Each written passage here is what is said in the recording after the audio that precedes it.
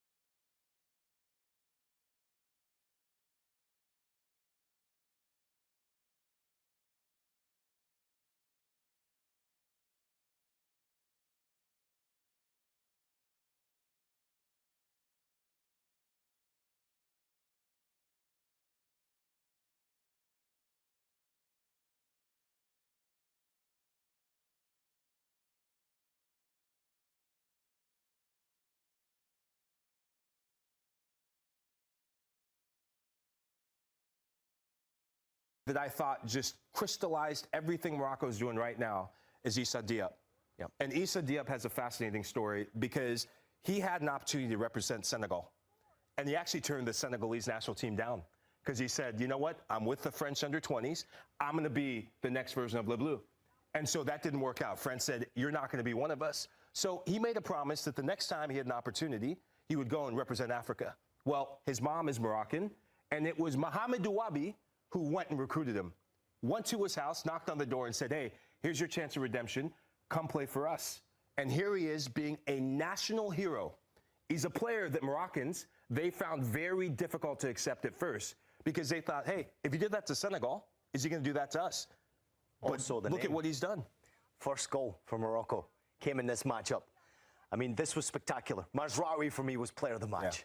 Every single thing he did. The tackle at the end, from Somerville. How do you go to the ground inside your own penalty area in stoppage time, in extra time? I mean, it's just mind-blowing what's happened, what we've just witnessed here. From a Morocco point of view, it's amazing that you see performers like that.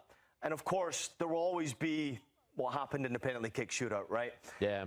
Bono, the goalkeeper. Yeah, let's talk about him. I kept saying it, though, Chris, that this guy's going to have something to say about it, and he kind of embarrassed me, albeit there was a couple of woodworks. I think there was 3 hit off the woodwork, and 1 went wide, which was clever. But the way he had his style, I don't know if I might have to show you it. Yeah, please. So, basically, if you're facing the goals behind me, right? So, basically, if the goalkeeper's about to step, he's moving. And he's staying upright when he's moving. But he's not diving. But he's not diving. He's not making it easy. He's staying upright and then actually held his hand up to make the important stop. Was it Somerville? I can't remember who it was. Yeah, it was Somerville. Somerville. Yep. And to me, his record is incredible already. He saves 27% for club and country, which is a ridiculous statistic in itself. But penalty kick shootouts, he always has a tendency to have some sort of an impact. And I think he deserves a ton of praise. You don't have to save them all. You just have to save the most important one that gives your team a chance to win. And that's what a goalkeeper will do in a penalty kick shootout. I hate that we're kind of seeing a loser in this game because both nations need to hold their head incredibly high. They just give us a reason to celebrate the game even more so. And you look at Bono, every player in the starting 11, their age starts with a 2. except for Bono in goal. He is the one experienced player that's been there, done that, and seems to come up big in these penalty shootouts. Yeah, you go back to the World Cup, I think it was against Spain, where he had 2 saves, right? And we had talked in the lineup about difference makers. Yeah. And I said the one person that probably most people don't think about when it comes to knockout competition is Yassine Bono. And he's such a difference maker for me, because when you get to the business end of knockout competition, whether it be the Champions League, Europa League, or the biggest of them yet, the World Cup, I'm a big believer that World Cups are decided by goalkeepers. Today, it was decided by 2 goalkeepers. But Yassine Bono knew when to step up, and he always does. He's done it for Sevilla, he's done it for Morocco, and there's a big reason why, right now, he's the best goalkeeper in Africa. In my opinion, he's the best goalkeeper probably in African history. Wow. And I back that by what he's done. That's a statement. At the club level, what he's doing with Morocco, he's a big part of why they made history in 2022, and he will continue to be part of why they could build on that history and probably go win a World Cup. In 2022, going out in the quarterfinal to Argentina, of course not qualifying in 2018, finished 3rd in that incredible tournament in Brazil in 2014, and of course finishes runners-up, losing to Spain in the final in 2010. They have still not lost a match in 90 minutes at a World Cup since 2006. They've all been extra time or penalties. It happens to them again. In the overall, I think a lot of people right now, guys, are questioning the approach of Ronald Koeman in this match. They competed very well from a physical standpoint, but they didn't do a great deal with the ball. They get a goal on the counterattack. Somerville does well to play it for Gakpo, but are you negative on how they approach the game in terms of having 30% possession and not really a great deal of attacking prowess in the match? Yeah, it really caught me by surprise that they went with the back 5 until I think you did an excellent job, Ian, of breaking down why they would do that. And it's paying respect to one of the strengths of Morocco and Achraf Hakimi. But when you pull the layers back a bit, I just thought as the match went on, the Netherlands needed to make some changes, and Ronald Koeman did do that by bringing in Weghorst, and it paid off and paid dividends with Somerville. But for me on the day, too many players just had subpar performances as the match went on, and you could see the differences in maybe in energy, in legs, and it is so difficult when you get into knockout competition, especially at the World Cup, when you've started a match under pressure. Shirts, Sweden in the yellow and blue. 2 teams that have met plenty of times before. They have never gone head-to-head at a World Cup finals. Sweden have earned the right to have a crack at the tournament favourites. Can they make best use of that chance? Can they cause one of the biggest upsets in recent World Cup history? It'll be Sweden to get us underway. The yellow shirts, the blue shorts, up against Les Bleus. France looking to serenely move into the round of 16. Can Sweden stop them? Straight away, Sweden in possession with Elanga, looking for the run of Svensson in the penalty area of France, but France clear it. Luca Digne goes down, and the former Republic of Ireland striker Tony Cascarino can give us early thoughts on the game. Well, I've just seen there the first challenge by Berreval for Sweden on Digne. Aston Villa full-back, left-back. So a free kick starts off the play for France. Talked about what Sweden need to do. What do France need to do? Because there's so much pressure on them, you have to still find your A game, don't you? Yeah, absolutely. You know, your B games aren't going to be no good, so you're somewhere along the line. I'll be interested to see how fast France start. Because they do go through the gears, Kevin, don't they? That's the thing with the France. And Digne was looking for Kylian Mbappe straight away. That's going to be a throw, though, to Sweden, and we can get an update from Wimbledon. Lisa O'Sullivan. Serena Williams is out of Wimbledon. She's been beaten in 3 sets by 20-year-old Maya Joint, 6-3, 6-7, 6-3, and goes, despite putting up a brave performance, outplayed by the 20-year-old who is based in Brisbane. Thanks, Lisa. So France 0, Sweden 0 in this World Cup clash at the New York, New Jersey Stadium. The home of the NFL franchises, the New York Jets and the New York Giants.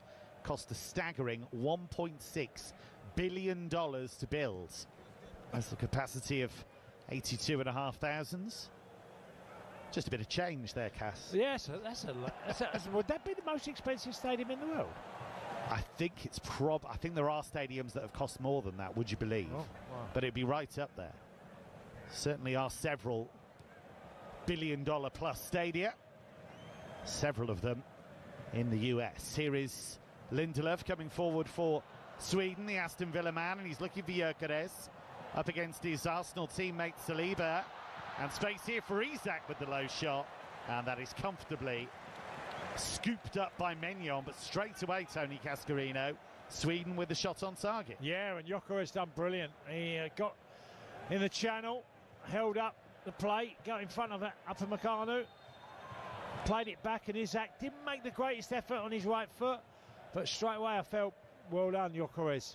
Good body, upper body strength. That's what you talked about before kick-off. You talked about if you're going to get the most out of Gyökeres, you have to get him down the channels. Oh, that's absolutely. what he wants, isn't it? Yeah, and then from there, if he can find Isak, who loves to come onto the ball, I feel, more than someone who... Isak, when the ball comes into his feet and he twists, I'm not quite as convinced, but when he comes onto the ball from a pass back, he really is... That's where I feel he's at his best. 3 gone. It is France 0, Sweden 0 in the round of 32. At the World Cup, the winners will play Paraguay, who knocked out Germany last night on penalties. One of the most dramatic games we've had at the World Cup finals so far. Berval beaten to it by Dembele, and Dembele goes down and wins the free kick for France, and he was just tempted into the challenge there, the Tottenham man, Lucas Berval. Well, Berval there, as I think it's Ayari, the Brighton man, that just catches Dembele. Yeah, Berval challenged first, didn't he? Yeah, he didn't actually trip him. Yeah, absolutely. Ayari came round the back. So it is going to be a free kick to France. It'll be Michael Olise. Tattoos on his left arm to take it. It's headed up by Saliba, still alive. Rabiot heads it back across goal, and Sweden deal with the danger. And Digne will let it run for a throw. It's been a lively start at the New York, New Jersey Stadium. France 0-0 with Sweden in the round of 32. France, the tournament favourites. Can Sweden spring a surprise? They've got Premier League quality in attack and indeed in midfield. Here is Olise, what a season he has for Bayern. 22 goals, 31 assists. Extraordinary body of work. Here's Dembele in off the right touchline, looking for Mbappe, but he's had that taken off his toe, and Sweden, with the pace of Ilanga, can look to break, and he was so much quicker there than Saliba. He's got onto it on the right wing. He's come in field.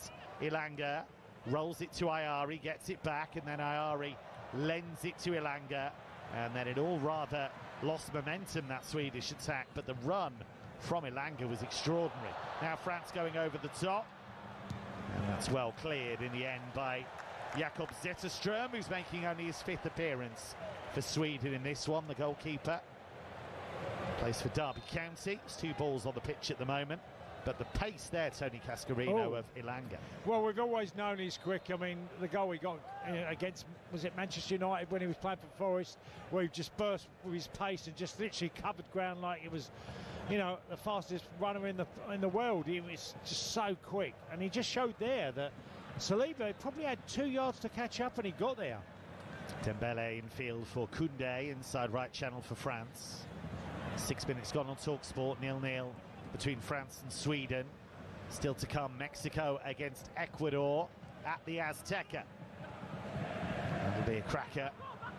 And should England get through their tie against DR Congo, then they will play the winners of Mexico, Ecuador. Sweden have just won themselves a free kick in their own half. It remains 0-0.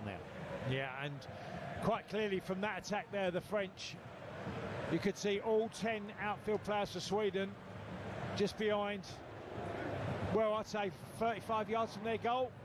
That's going to be the tactic when they haven't got the ball. Squeezing France, giving them no space to run into. It's launched long by Zetterström. Up towards Gyökeres, felt he was being fouled by Saliba, went down rather theatrically. The referee, Danny McAlee, very experienced Dutch official, saw no case to answer. Here is Olise on halfway, tries to shield the ball, and was fouled, according to Danny Macaulay. And that is going to be a free kick for France on halfway. France have scored at least 3 goals in their last 4 World Cup games, including that final in 2022. That's the longest run a team has managed since Spain in 2002. No team has ever scored 3 goals or more in 5 straight World Cup games. So France could make yet more history in this one. It's Sweden's job to stop them. Here's Upamecano sauntering forward from centre-back, and he tried to thread it through the inside right channel for Mbappe, but he got away from Mbappe all the way through to the keeper. Yeah, again, another challenge by Yassin Ayure. He just caught Elise. That's the second time he's given a foul away. Look, we're only in the first 7 minutes. Here is Daniel Svensson, who's playing on the right-hand side for Sweden here. He usually plays on the left for Borussia Dortmund. He's really caught the eye as a wing-back for them. And here comes Sweden down the inside right channel, and that's good cover from Saliba. Fires it back to Maignan. Lovely first-time ball from Maignan out to Luca Digne. And here is the ponytailed Adrien Rabiot. Plays his football for Milan. But at the start of the season, he was sold by Marseille after having a dressing room dust-up with Jonathan Rowe. Both of them got sold. Tony Cascarino, you know all about Marseille and strange happenings and it being something of a powder keg. There is quite a number of dust-ups at Marseille, and sometimes involving the players. It's quite a common theme, really. It's nothing new. Rabiot he had some serious issues at Marseille. And that was, like you said, moving on. And it's a club that lends itself to the passionate, let's say. Yeah, it certainly does. Here is Upamecano on halfway. 9 minutes gone at the New York, New Jersey Stadium, which will host the final. 0-0 between France and Sweden on TalkSport. Already brought you Norway's win over Ivory Coast. Erling Haaland with a late winner in that one. Norway will face Brazil. Incredible game that's going to be. Space here for Rabiot. France being fairly circumspect early on here. Slow pace of play thus far. Upamecano now just rolls it across to Saliba, the Arsenal man, Premier League winner this season, finding Digne. You know, Aston Villa win the Europa League, but that's broken down, and here's Isak sliding it through, looking for the charging run down the inside right channel of Gyökeres. That's the kind of ball he wants. Svensson now into Ayari, midway inside the French half. Now it's with Bergvall. He's found Svensson wearing number 8, coming across this near side the right as we look at it. Ilanga finding Bergvall again. It's pretty hot conditions, so neither team wants to go hell for leather just yet. No, I'll tell you what though, Kevin, Gyökeres looked really sharp there again, didn't he? Nice little surge from midfield by Ayari. He was trying to feed it through for Gyökeres, who I think expected Ayari to continue the run, and he didn't. Ayari there just stopped. He was wanting to play a little into the centre forward, get the return. Didn't quite happen. Sweden have done okay in the opening 10 minutes. I mean, it's going to be a long night for them defending, but they look like they're in a really well-drilled formation, Sweden. Yeah, he went 3-4-3 against Japan. He matched up with Japan in that final game. Yeah. He knew that a point was going to be enough, pretty much, and that was the point they got, that 1-1 draw, and you know, they were pretty solid in that game as well. His attempted ball in field by Barcola, which doesn't really work out. Now a little surge down the left edge of the area. It was Elliot Stroud who got the cross in, but he's overheated. Many people believe Stroud is the best player in the Swedish league right now. He won the league with Mjällby, which is an incredible story. Nobody expected them to beat the big hitters to the Allsvenskan title. If you do look at his name, it does look like Elliot, but he says Elliot, as the Swedes would. So therefore, I guess we should. I suppose that's the idea. Here's a bit of space for Jules Koundé, very experienced right back. Would rather be playing centre back, but Has adapted. Now Mbappe, edge of the D. Buzz around the stadium every time he gets it. Dembele, right corner of the Swedish penalty area. And he tried to go on the outside of Gudmundsson. And Gudmundsson blocked him off and shepherds it behind for a goal kick. Yeah, Gudmundsson done brilliant there. Didn't attempt to make a challenge, just let Dembele take an extra touch, and it ends up rolling out a play for a goal kick for Sweden. France coach Didier Deschamps wasn't at the 4-1 win over Norway last time out because sadly he was at his mother's funeral. He said, for my own well-being and for the good of the team, I had to leave. He said, of course, I'm devastated and there have been complicated days. He was ably backed up by the rest of his staff, including his very experienced assistant, Guy Stéphane. He's been around French football for a long, long time. Flick on by Gyökeres looking for the run of Isak, who was well offside. Isak, so he didn't even move for the ball. Just 4 goals for Liverpool in 22 appearances. In his first campaign at Anfield, he arrived less than fully fit and had a serious injury midway through the campaign as well. Well, I'll be interested to see what he looks like tonight, how sharp he is, because certainly Sweden are going to need him. Here's Lindelöf in his own penalty area. He didn't really want that ball from Lager Bielka, but he dealt with the danger. Victor Lindelöf, who did play midfield in the last game, but has dropped into the back three because of an injury to Isaac Hien, the Atalanta defender, unavailable. Here is Rabiot, wearing number 14 for France. He feeds it to Barcola, chosen ahead of Desiree Doué for this one. And then Rabiot just brought down by Berreval. And the 2 midfielders in there, Ayari, 22 years old, Berreval, 20. They're putting themselves about. Yeah, absolutely. They were, you can see they're really infused by this game, and why wouldn't you be? There's Dembele, nice drop of the shoulder, taking him away from 2 challenges, but he's a long way from goal here. The Ballon d'Or winner. Now to Barcola, left-hand side, near side as we look at it for France. Feeds it into Mbappe.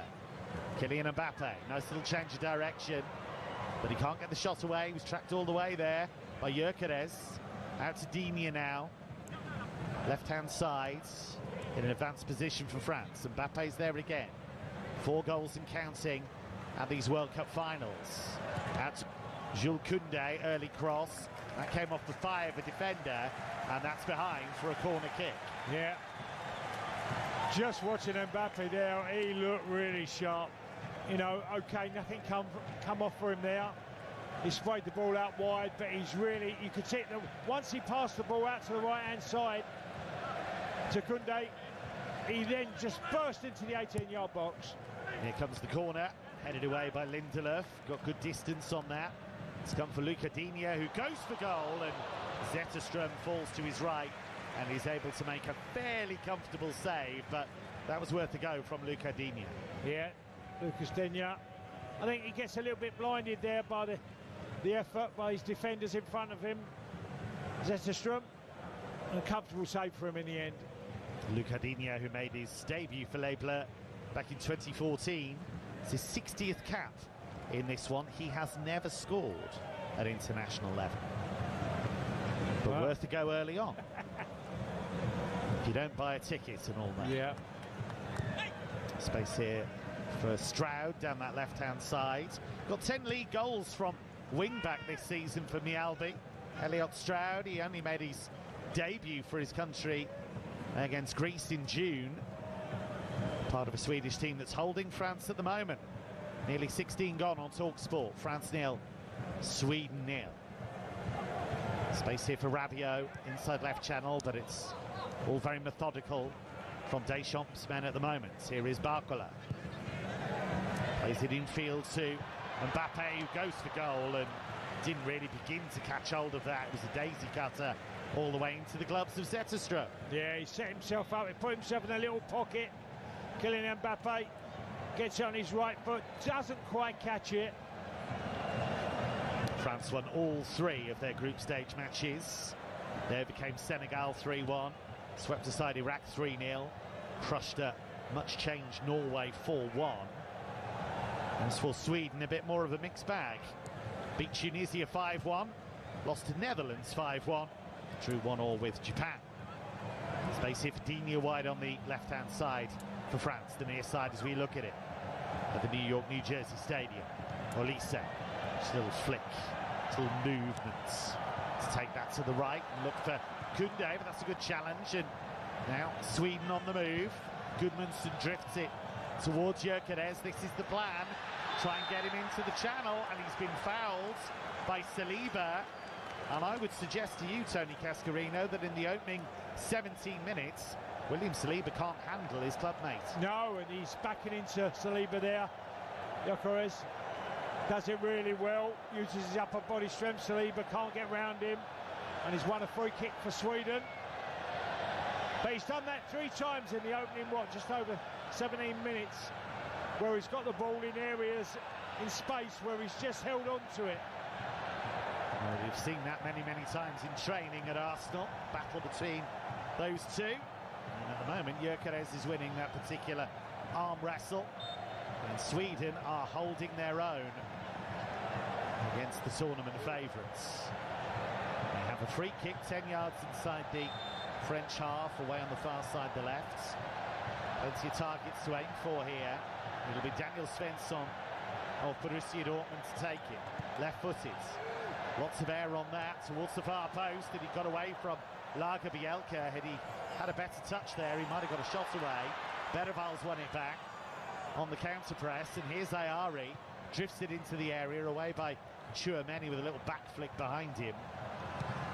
But Sweden there again to pump it forward. Sweden looking very calm, very composed, and Graham Potter set them up nicely. Yeah, and they're first to the ball. You know, and a lot of times so far, they're just getting there, a little bit more eager. Here's Barcola, with a burst of speed from Bradley Barcola. Still going, Barcola. It's a wonderful run, and he got underneath the ball, and he puts it over the crossbar, but that's just a little glimpse of what the PSG man can do. Barcola there picks up the ball just in front of his own half, drives towards the Swindon back line and gets it on his left foot, just blasts it over the bar, but just showing you how dangerous Barcola can be. He has been linked with both Liverpool and Arsenal recently, Bradley Barcola. The talk in France is that PSG don't want to let him go, but there's space here suddenly for Mbappe out of nowhere. He's played in and he scores. He looked across at the assistant, Kylian Mbappe, and the flag has gone up. It was just one defence-splitting pass. Mbappe was away. He fired it beyond the goalkeeper. Was he on or was he off? I think he might be on here. It's really tight. Honestly, it's a hairbreadth. It's so tight. I'm not sure if it's Lindelof, if he's kept him on, but I want to see this because to me he looked just onside. Is Kylian Mbappe to be on? No. World Cup score sheet again? No. Didn't even get a check. Did we not get a check there, Kevin? No. Well, it looks as though they've just carried on and it's been ruled out fairly quickly. He gave that usual puff of the cheeks that he gives. Wow. I honestly, I thought that was just a tad onside. I mean, you can never tell with the angle. Yeah, that's the thing. We don't get the angle. We don't have what they do. They have the tech. They have the ability to make those decisions fairly quickly, and the goal does not stand. But I think it was the speed of the check that surprised us, because that looked mega tight. Yeah. And that was that moment that France do so often, is that suddenly you think you're okay, and then from one pass they're away. So remains 0-0 on TalkSport. Kylian Mbappe denies what would have been his 5th goal at these World Cup finals. He's got 60 goals for his country. And they are just showing the offside replay on the screen at the moment. There are a few moans and groans around the stadium. Mbappe with 4 goals and 2 assists at this World Cup already. No goal there. It's with Lagerbielke, just shy of halfway. Gustav Lagerbielke, who comes from Swedish nobility, Gustav Lagerbielke, holds the title of Baron. Said it's nothing special for me, but I can see why people are interested. You are Duke on the slide. Look, just there, just to see the image. Is he further off than you thought he was? Well, looking at that. Yeah, slightly. I thought it was really tight. That's why I said I weren't convinced that he was offside, but that's why they give us the mics and not the linesman's flag, you see. Well, we're in the right place. We're in the right place. Let them get on with that. It looked tight to me as well. Forward by Rabiot, helped on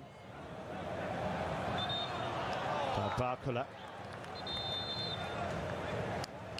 It's been a pretty good start, this, by Sweden. And we are going to have the first hydration break.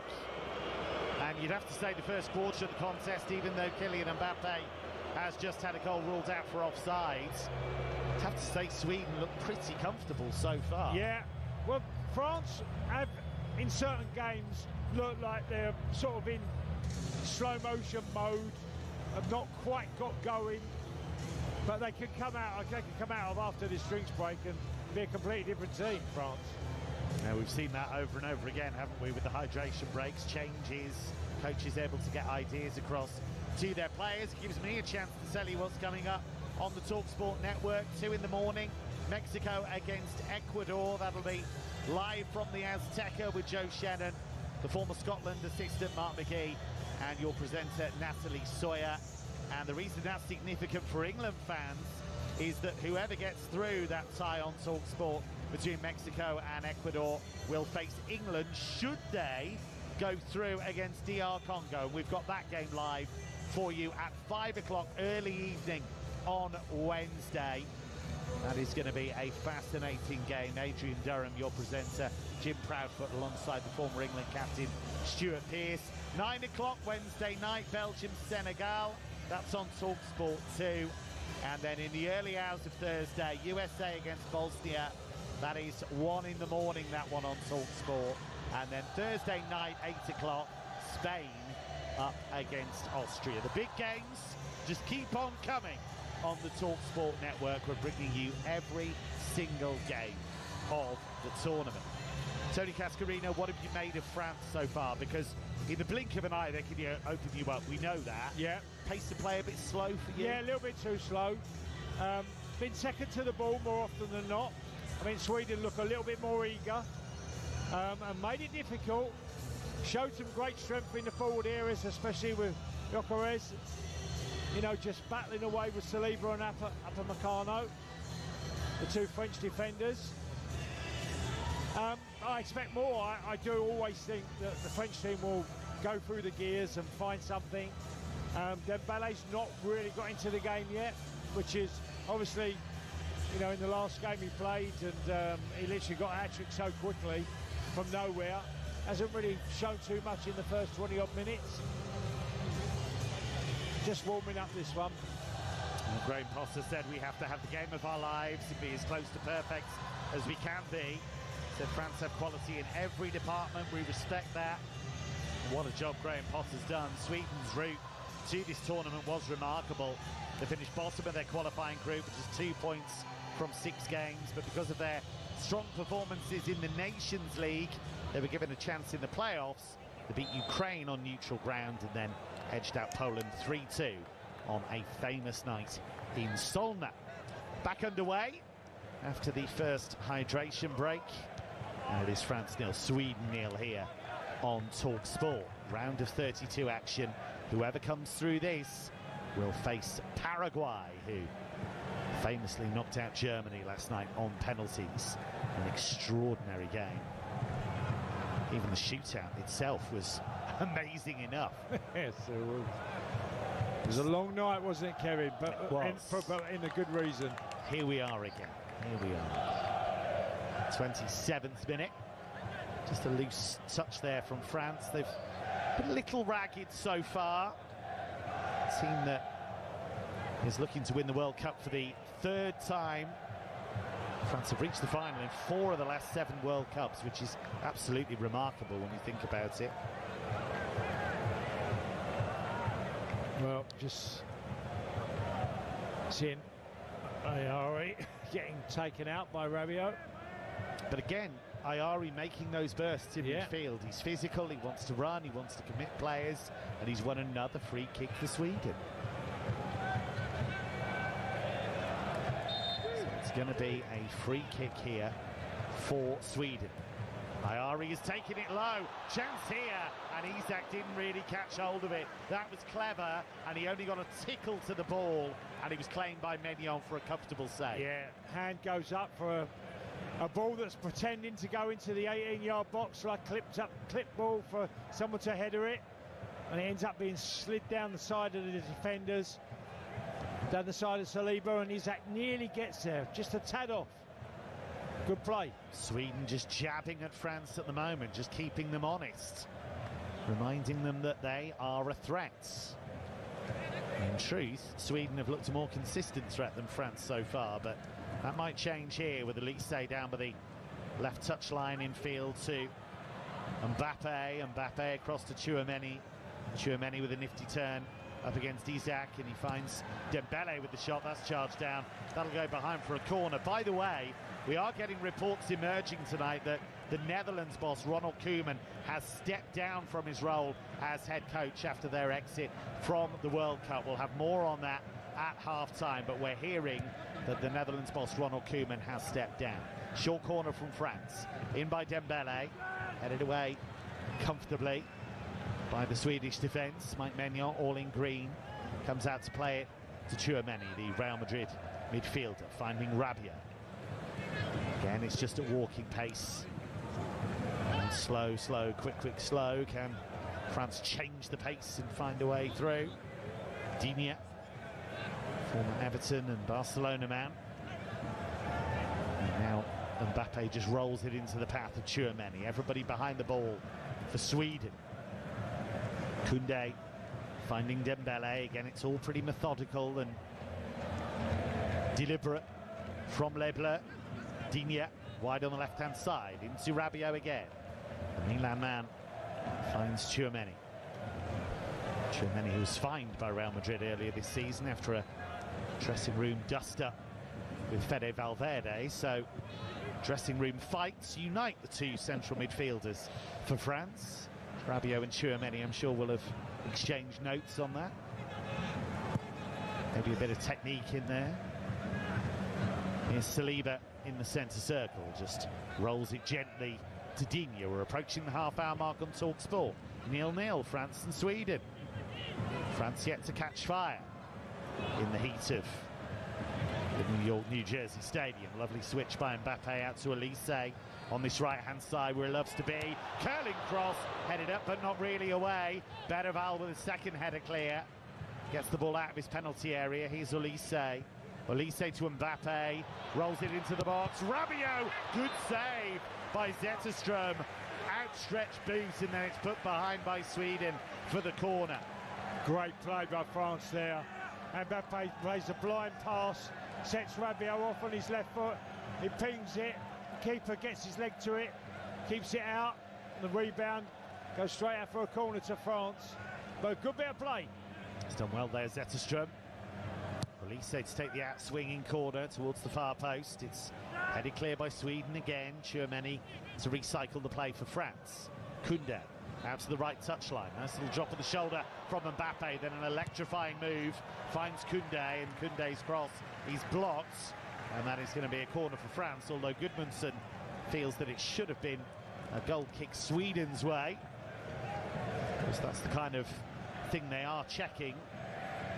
They will rule out a corner if it's not legitimate, but that one is, and here it comes, and again headed up but not really away by Sweden. It'll bounce on the edge of the area. Koundé keeps it alive, finds Dembele, back to Koundé in the box, cuts it back, and Mbappe has hit the post.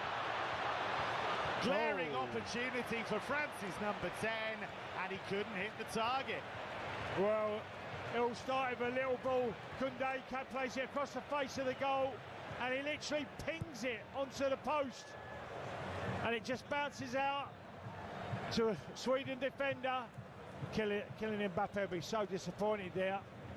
For a player of his quality, that is a tap-in, really. For most players, it wouldn't be. For him, it is. 42 goals in 44 games for Real Madrid this season. And a big chance there. Here he is again, though. Left edge of the penalty area. A few step overs, trying to confuse Svensson. Tries to whip in across with his right foot. That's headed away. Sweden defending really solidly at the moment. Here is Koundé, though. Inside right channel. Just get the sense that France are going up a gear here. 32 gone on TalkSport. France 0, Sweden 0. Rabiot, 35 yards from goal, dead centre. Left foot shot. And it's over the crossbar from Adrien Rabiot. He was not far away. No, he wasn't. And do you know what? Sweden have got to be careful here because France are getting closer and closer to their 18-yard box. One of them is going to produce an hell of an effort somewhere along the line tonight. Just seen a replay of Kylian Mbappe hitting the post. Just catches it and it pings onto the post. Could have gone anywhere, couldn't it? Off the post, and it fell kindly for Sweden. So Mbappe's had a goal ruled out for offside. He's hit the post. He's never a man you can keep quiet for long, Kylian Mbappe. Ball was helped down the left-hand side by Stroud for Sweden, but hit it too long, and it's all the way through for Mike Maignan. He was linked with a move to Chelsea a year ago, but stayed put, stayed at Milan. Is the captain there. Seen as a leader for club and country, Mike Maignan. Of course, he had to wait a long time to become France's number one. Hugo Lloris was holder of that particular title for a long time. 34th minute of play at the New York, New Jersey Stadium. Still no breakthrough for the tournament favourites. France 0, Sweden 0. Here is Barcola. Just moves away from Svensson down the left-hand side for France, but there's no way through, so Rabiot has it now, plays it square to Tchouameni, 40 yards from goal, central position. Up for Meccano now, the Bayern Munich defender, won the double with them this season. And now it's Dembele, who's won back-to-back Champions Leagues with PSG. Finds Olise. Of course, Bayern were beaten by PSG in the semi-finals of the Champions League this season. Ball was rather cheaply given away there by France, and then Gyökeres is doing a hell of a lot of defensive work, able to get in there and win the free kick for Sweden. Yeah, Gyökeres there, literally defending in front of his own 18-yard box. I think somewhere along the line they're going to have to get Isaac and Gyökeres further up the pitch just to stretch France, because it's literally been backs to the wall stuff, hasn't it? France have had 7 of the last 8 shots, but they were doing that early, weren't they, Sweden? They were actually causing a problem, getting Gyökeres forward. That's all rather faded in the last few minutes for.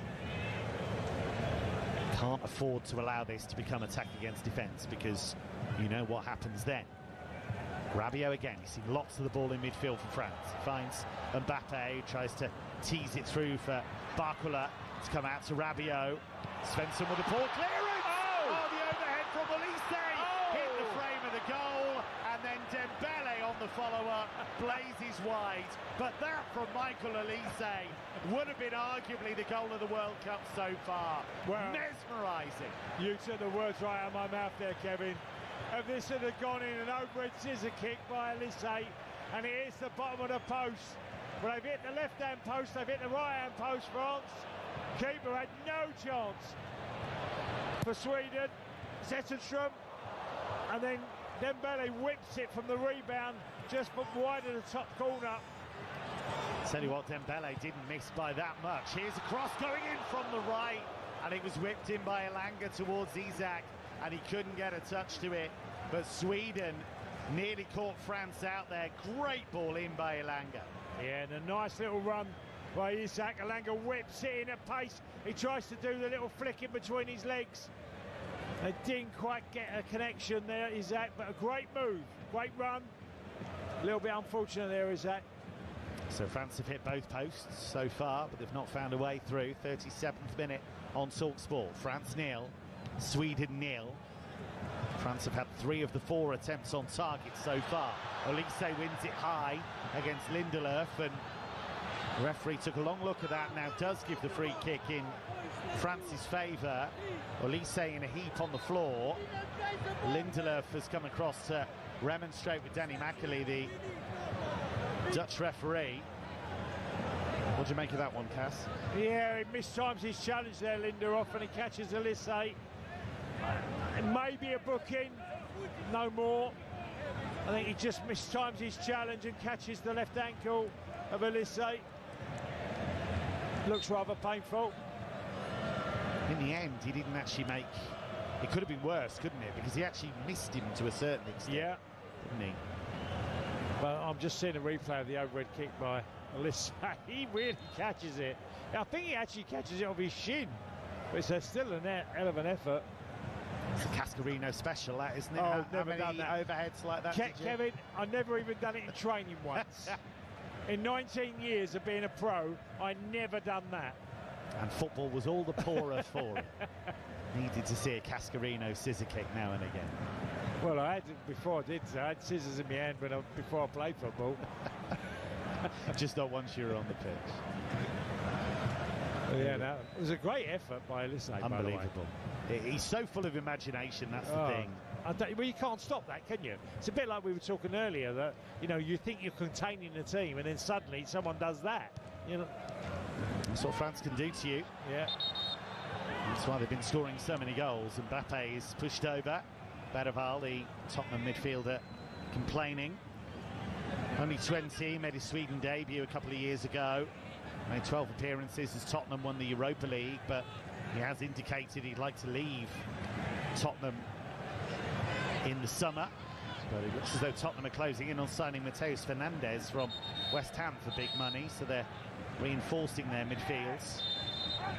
France have won themselves this free kick then, wide on the left-hand side. It'll be Olise to take it. Good ball. Whipped in with pace, Upamecano attacked it. The ball just bounces up. Sweden just trying to clear their lines here with Stroud. Under pressure from Saliba down by the corner flag. On the far side, the Sweden left. He's got 2 for company now, Stroud, and eventually he wins the free kick. I think the referee might have helped him out there. Well, I don't know how you can give a free kick for the challenge there by Upamecano. He's the one leaping as well for the cross, doesn't quite catch it with his header, an awkward position, can't adjust his head afterwards. I'm not sure if this is a foul. It looks like Upamecano wins the ball. Saliba's not happy either. That's the situation as a coach, you're screaming, don't foul, because he's got no way out.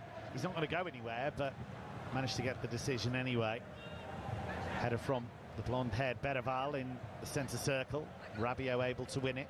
Forward by Olise, it's a clever cushion ball back to Rabiot, and here's Mbappe, and his shot on the bounce. He's straight into the gloves of Jakob Zetterstrom.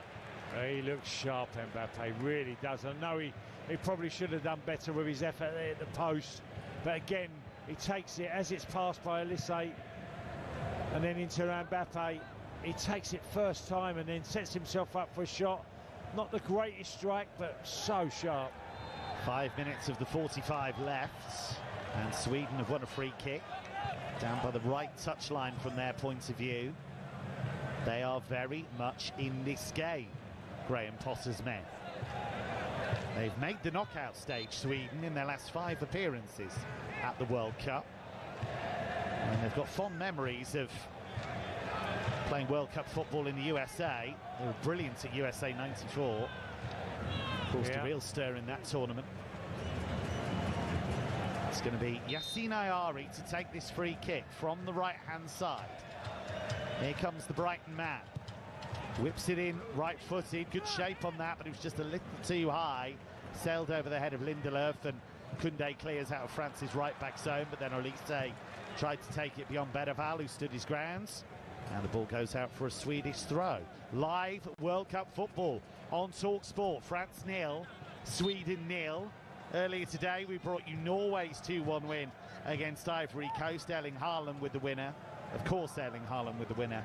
And now they'll take on Brazil in the round of 16. Here's Olise's. Picked the pocket of a Swedish player. Ayari dispossessed, and now he moves from right to left and plays it over halfway. Here's Mbappe off to the races. Moves into space, out to Barcola, left edge of the area, plays it to the far post. There was a vital touch in there from a Swedish defender. Tchouameni now, 30 yards out, finds Olise, left foot shot, just wide of the target from Michael Olise. He spun on the edge of the area, he tried to curl it left-footed, and he did not miss by much. Yeah, again, inches wide at the post. Good effort. Okay, didn't trouble the keeper. He just loves to get it on his left foot. I mean, so many of the French players, they want to get the ball out of their feet, whether it's left foot, right foot. They're prepared to have a shot from distance. He's got that Arjen Robben thing of, you know what's coming. You know he's going to try and come in on his left. But you can't stop him. No, absolutely not.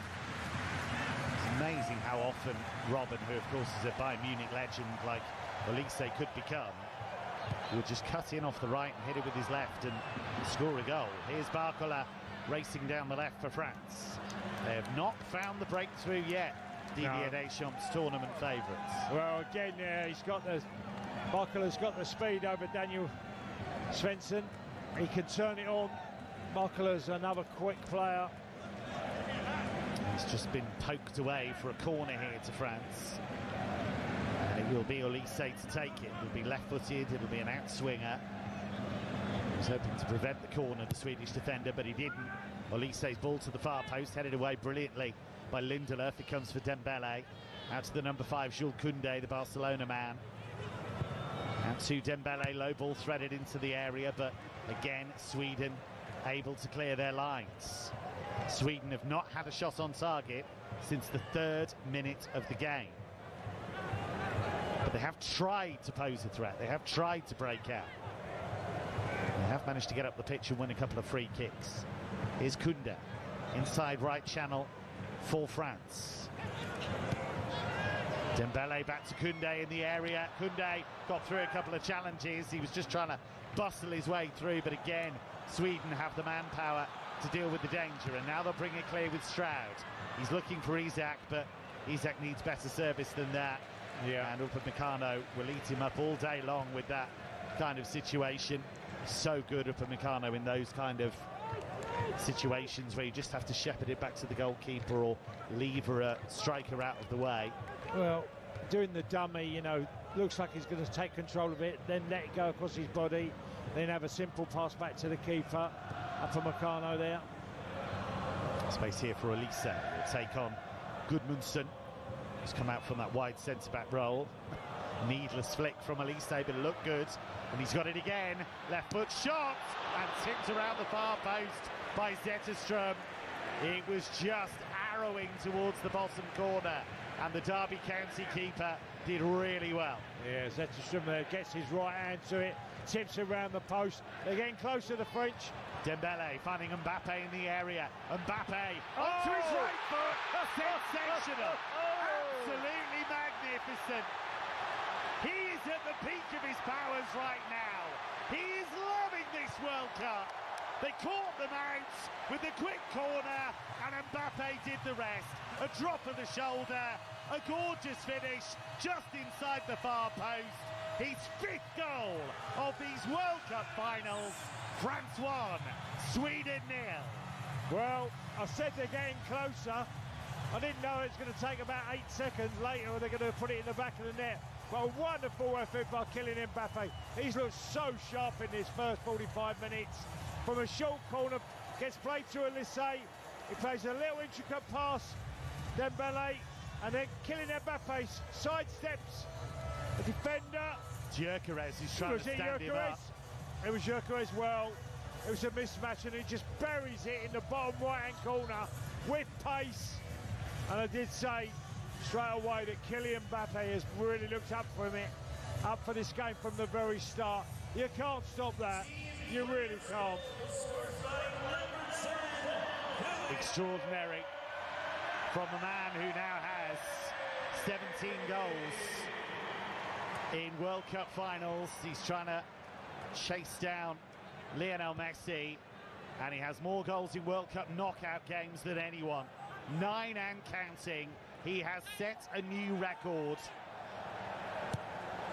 Well, honestly, Kevin, he might go past me and I'll miss it tonight. Because he's looked so sharp and his movement. But here is Ilanga, wide on the right, low ball across to the far post, only half cleared, and then it is hammered wide of the target by Elliot Stroud, who came onto it. That was a decent chance for Sweden, and they nearly hit straight back. Yeah, and that was the best opportunity of the match for Sweden. Great, it's Berreval, pass it to Ilanga, comes across the face of the goal, and Stroud just pings it first time, can't get it on target. With their best chance by a long way so far for Swindon. For Sweden. Not Swindon. Swindon suddenly thought they were parachuted into a very difficult game there. Yeah, well. Well, they're always looking for new innovations at the World Cup. That'd be an interesting one. In Holloway would be happy with that. I think I'd really enjoy that, seeing Ollie against Didier Deschamps. That'd be great fun. Here's Isak with the layoff, looking for Stroud. Sweden with a problem here, but here is Berreval now, coming through midfield. He's come through a difficult challenge there. He's found Ilanga. Ilanga with the step over, ran straight into Digne, but he's got it back now. Feeds it in for Svensson. Oh, back to Ilanga. Goes down, but offside. Yeah. So it didn't matter in the end whether that would have been an offence in the penalty area, because there was an offside. But again, Ilanga causing a few problems. Yeah, well, his pace. It was the initial ball from Ilanga to Berreval. I mean, it's a slight touch. He goes down. I can't get another angle on it. It's not a lot there for me, but it was the first ball in to Berreval that was the issue with offside. Graham Potter suited and booted on the edge of his technical area with his arms folded. We've reached the 3-minute mark in stoppage time. That's all that's been allotted, so we are moments away from half-time here on TalkSport. And Kylian Mbappe with his 5th goal of this World Cup has illuminated the game and given France the lead. Mbappe has moved ahead of some pretty good company. Leonidas and the great Ronaldo of Brazil. Just Fontaine had 7. The Brazilian Vava had 7. That Pele guy who I heard was quite good, he had 7. Half-time at the New York, New Jersey Stadium. France had to work hard for it, but finally their breakthrough arrived. A moment of pure, unadulterated magic from Kylian Mbappe right at the end of the half, dancing into space and firing into the far corner. Sweden have worked hard, they've made chances, but they do trail at half-time. It's France 1, Sweden 0. One of the most dominant 1-0 scorelines you'll ever see as well. France have had 71.3% possession. They've had 15 shots in that first half, 6 of them on target, 17 touches in the opposition box. They've had 284 passes in total, but 91 of those passes coming in the final third. So their front four absolutely purring at the moment, and the only thing you've got to question is why they haven't scored more goals. They've come close, they've hit the woodwork twice. Tony Cascarino, they finally got ahead in the game, a deserved lead as well, through some magic from Kylian Mbappe, but ultimately, whenever he touches the ball, whenever Dembele touches the ball, Michael Olise touches the ball, the footwork is exceptional, the speed, the quality. I mean, honestly, the biggest mystery is how they hadn't scored earlier, really. Yeah, it's electrifying. Watching them, Hugh, honestly, it's like watching football on a different level sometimes with Mbappe, Olise, Bacola. They're just... I mean, the short corner, as soon as it gets played into Mbappe and he's confronted by Gyökeres, he cuts inside him for a little step over and then pings it in the bottom corner. And he's unfortunate, I said during the game, he looks really sharp, Mbappe. And I wouldn't be surprised if he gets an hat-trick tonight, I really wouldn't. If he plays the full 90 minutes, the way he's looking, and I'm not sure the Sweden team can, or certainly defensively can handle him. It's only one.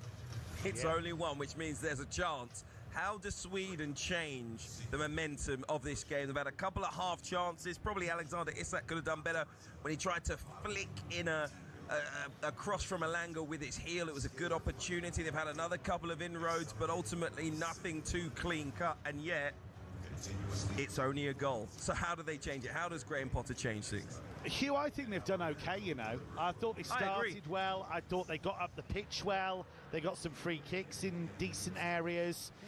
What they were doing in the opening exchanges that they've kind of stopped doing, and Tony alluded to it in commentary, get Gyökeres into the channels. That's where he wants to be. Get him up against Saliba, because he was bullying Saliba in the opening 20 minutes, and then that just stopped happening, really. And yes, France took a grip of the game, but I still think that ball's on for them. I still think that opportunity to find Gyökeres up the pitch is there.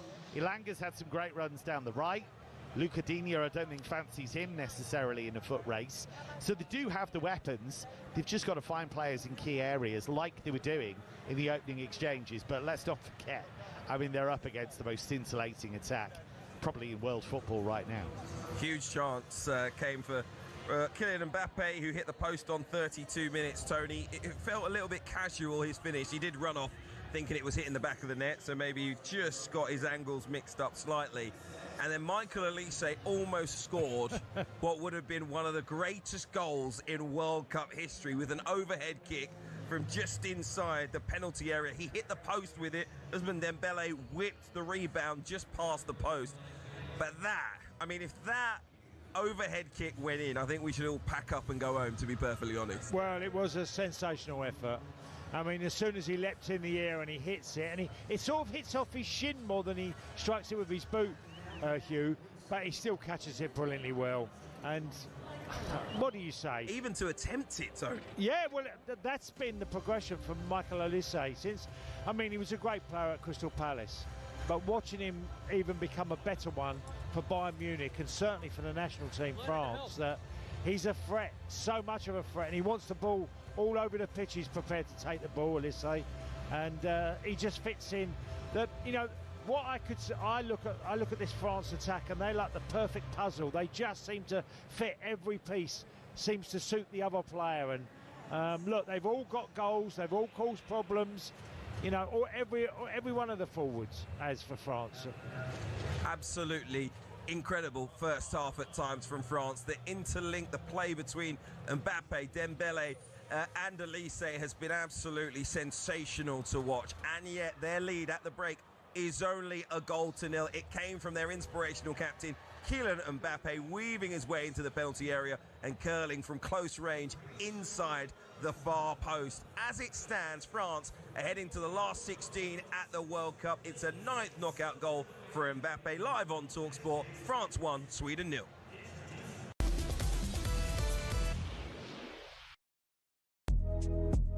Show me how goalies decide where to put walls for direct free kicks and how many players to use.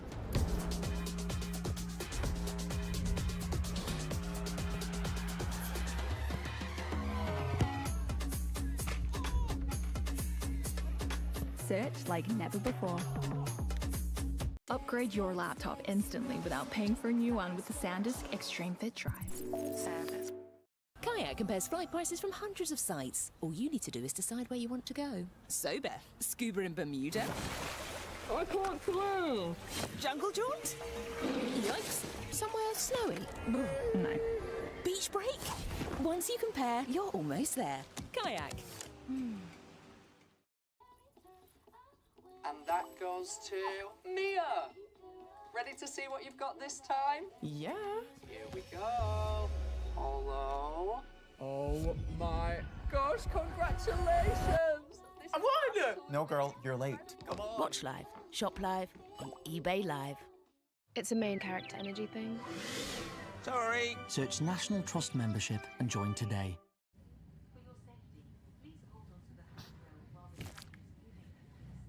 Want to skip? Num num num num num. You gotta shoot. Num num num num num. Num num num num num. Wanna skip? You gotta chew. Moku moku. This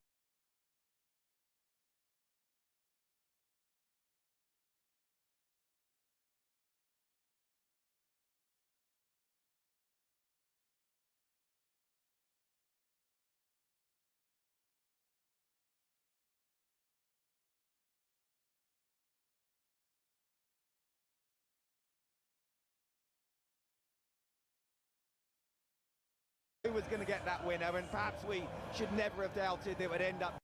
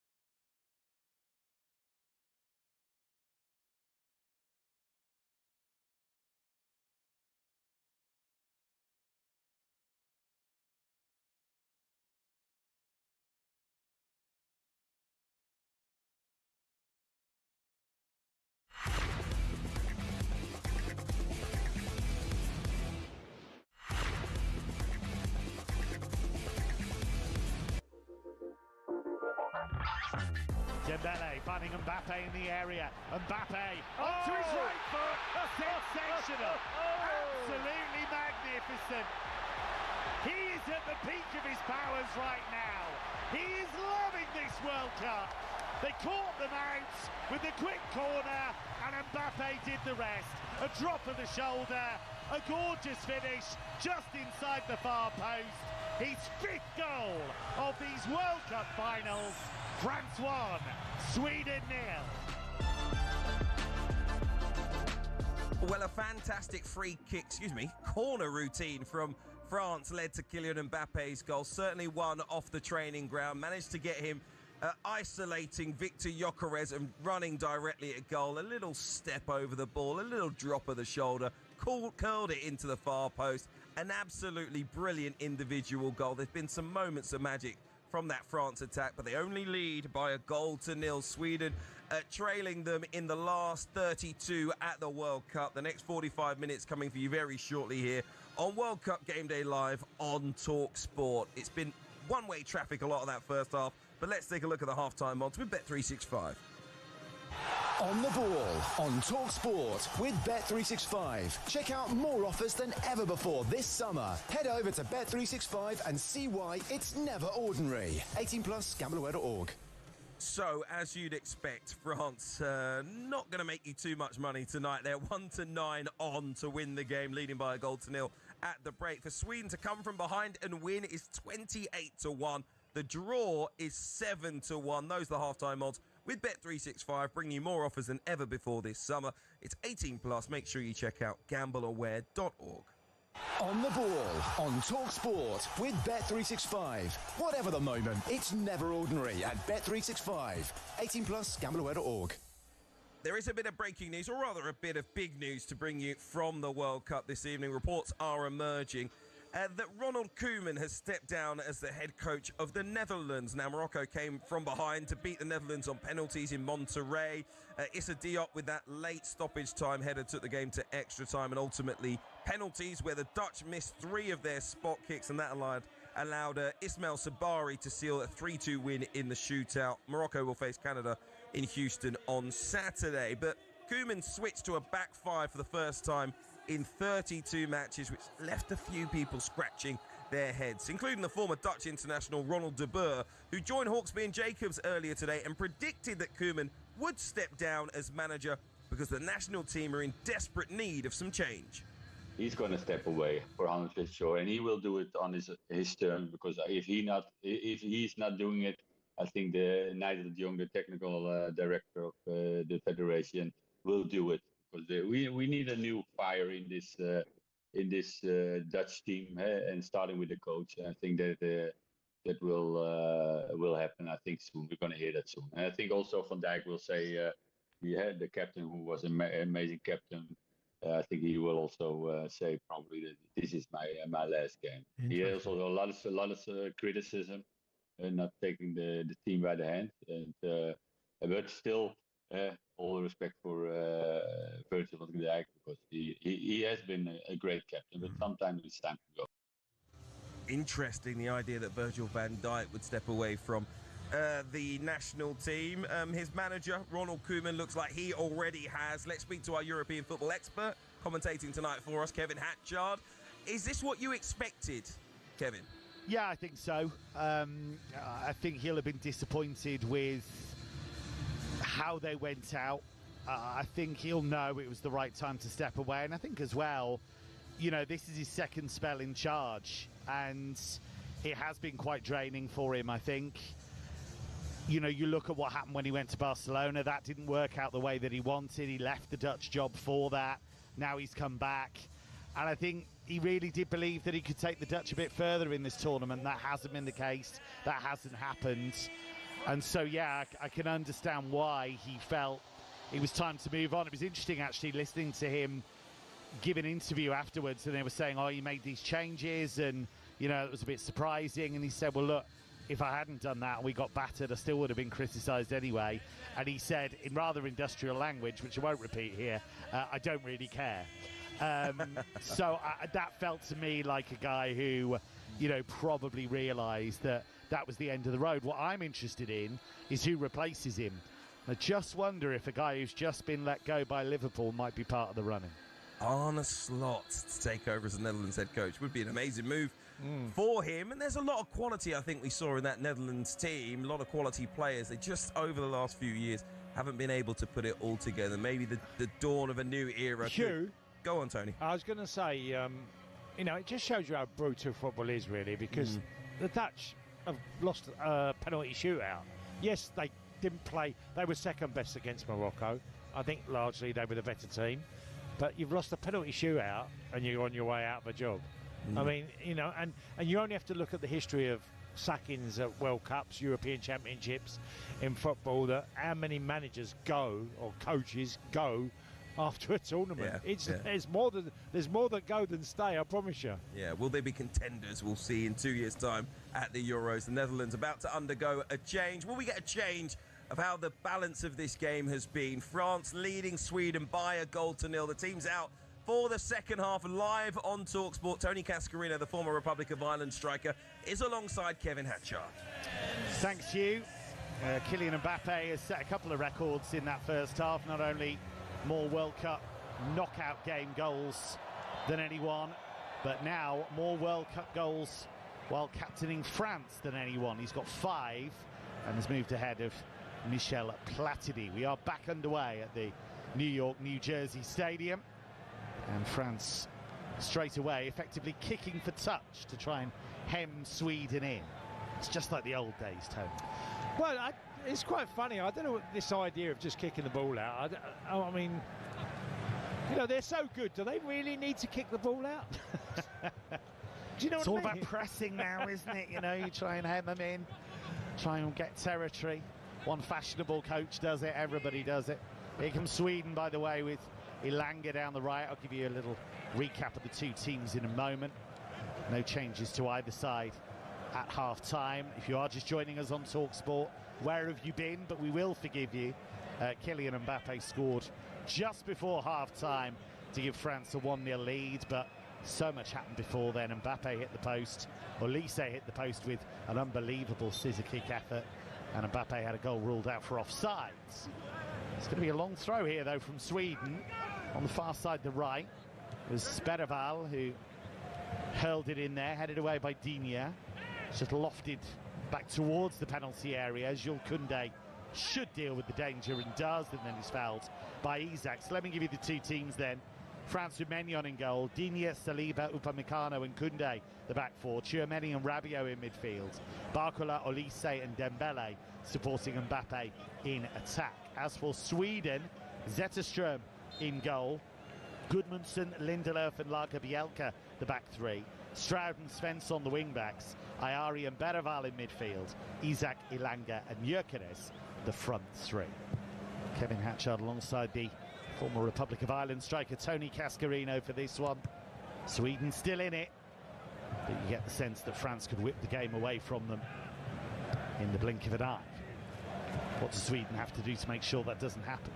Well, you mentioned it at half-time, Kevin, and I think they've got to get Gyökeres way more in the game, get him to lead that line, try and get bodies to join him, maybe even try and get Elanga a little bit more central. I'm not seeing a lot of Isak so far in this game. Ball played forward by Gudmundsson, who usually plays as a left wing back for Leeds United, but he's playing as a wide centre back for Sweden here. Graham Potter, who got Sweden into this tournament by winning the 2 playoff games, beat Ukraine on neutral ground in Spain, and then a fine win against Poland in Solna. They rode their luck a bit in that 3-2 victory, but they got the job done. And Potter, to some, might have been a surprising choice from the Swedish football authorities, but he joined the Swedish club Östersund back in 2011 when they were in the 4th tier of Swedish football. Got them all the way to the top flight and won the Swedish Cup and got them into Europe. Here's Barcola taking on Daniel Svensson. Svensson managed to prevent the corner. The ball just bounced off the corner flag and went the right side from Sweden's point of view. Well, Barkala gave Svensson there 2 or 3 yards and still got to the ball first. It's pretty quick, Bradley Barkala, it's fair to He say. really is, It's just jaw-dropping. You know how quick he is, but then when you actually watch it and when you actually see it and see the runs that he's making, it's just phenomenal, that pace that he has. There's areas of his game he can tidy up, there's no doubt about that, but he has enormous potential still, and he's already won so much with PSG, but he wants to be a guaranteed starter somewhere. That has not been the case at PSG. It's behind Kvicha Kvaratskhelia on that left wing for Luis Enrique's men. And he, of course, is phenomenal. Not at these World Cup finals, not able to drag Georgia into them, although he did help them qualify for the Euros.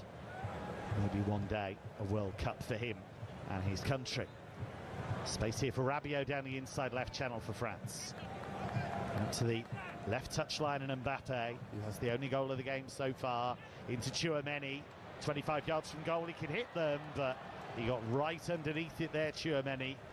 And after nearly 5 minutes of the second half here on TalkSport, it remains France 1, Sweden 0. Yeah, just seeing a highlight of Mbappe's goal again. Oh, made it look easy, Kev. Did Sweden make it a bit too easy? I know they got caught out on the short corner, but when you've got a situation where Gyökeres is trying to defend Mbappe, something's gone wrong. Yeah, he's been left with Mbappe, and he literally, Mbappe slips inside, and then I think he's playing catch-up there afterwards, Gyökeres. Mbappe, who scored a hat-trick in the 2022 final in a losing cause, says he's never watched the game back because it's too painful. He's somebody who's yet to win a major trophy with Real Madrid in his 2 years in the Spanish capital, despite the fact he's been the top scorer in La Liga on both occasions, the Pichichi.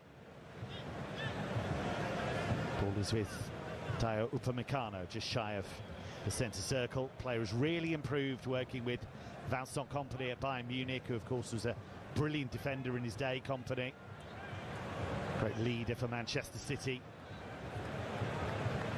He's cut a lot of the errors out of his game, Upamecano, I would say. Certainly in this tournament, yeah, I'd agree.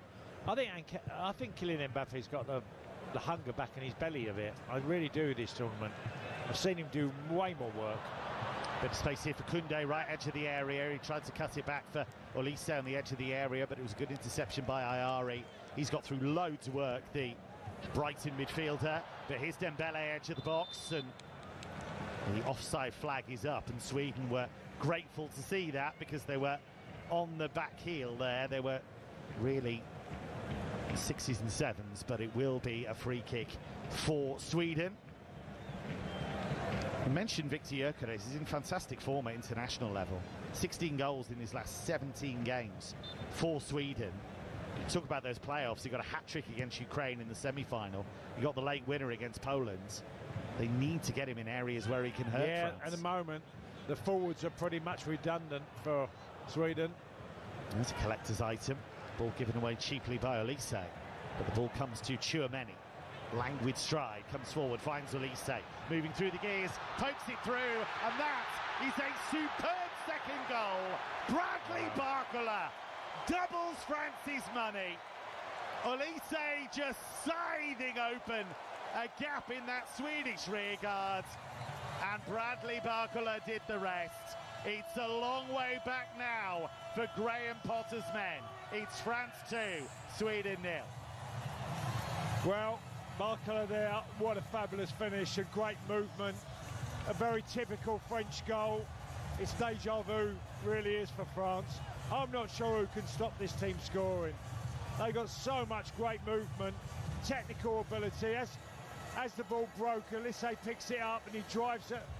The Sweden back line receives the ball and he just goes and he looks at an intricate pass in the path of Barkala. He takes one touch with his right foot outside of his boot, then hits it with his right into the corner.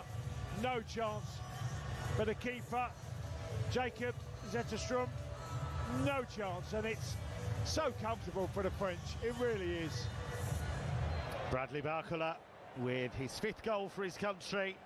He got 13 goals this season in all competitions for PSG, but that is Michael Olise's 4th assist of these World Cup finals. He's doing exactly what he does at club level for Bayern.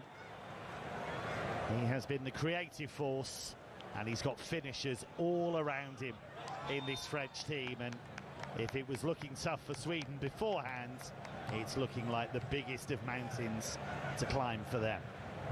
Honestly, Kevin, I've never seen a forward line as good as this one. There's been some Ronaldinho, you know, them talk with Aldo and many Ronaldo, the original one, and you know, these type of forwards. I've never seen a more complete forward line than the French. And it feels like the framework around them, the defence, the midfield, the goalkeeper, that backs them up beautifully, doesn't it?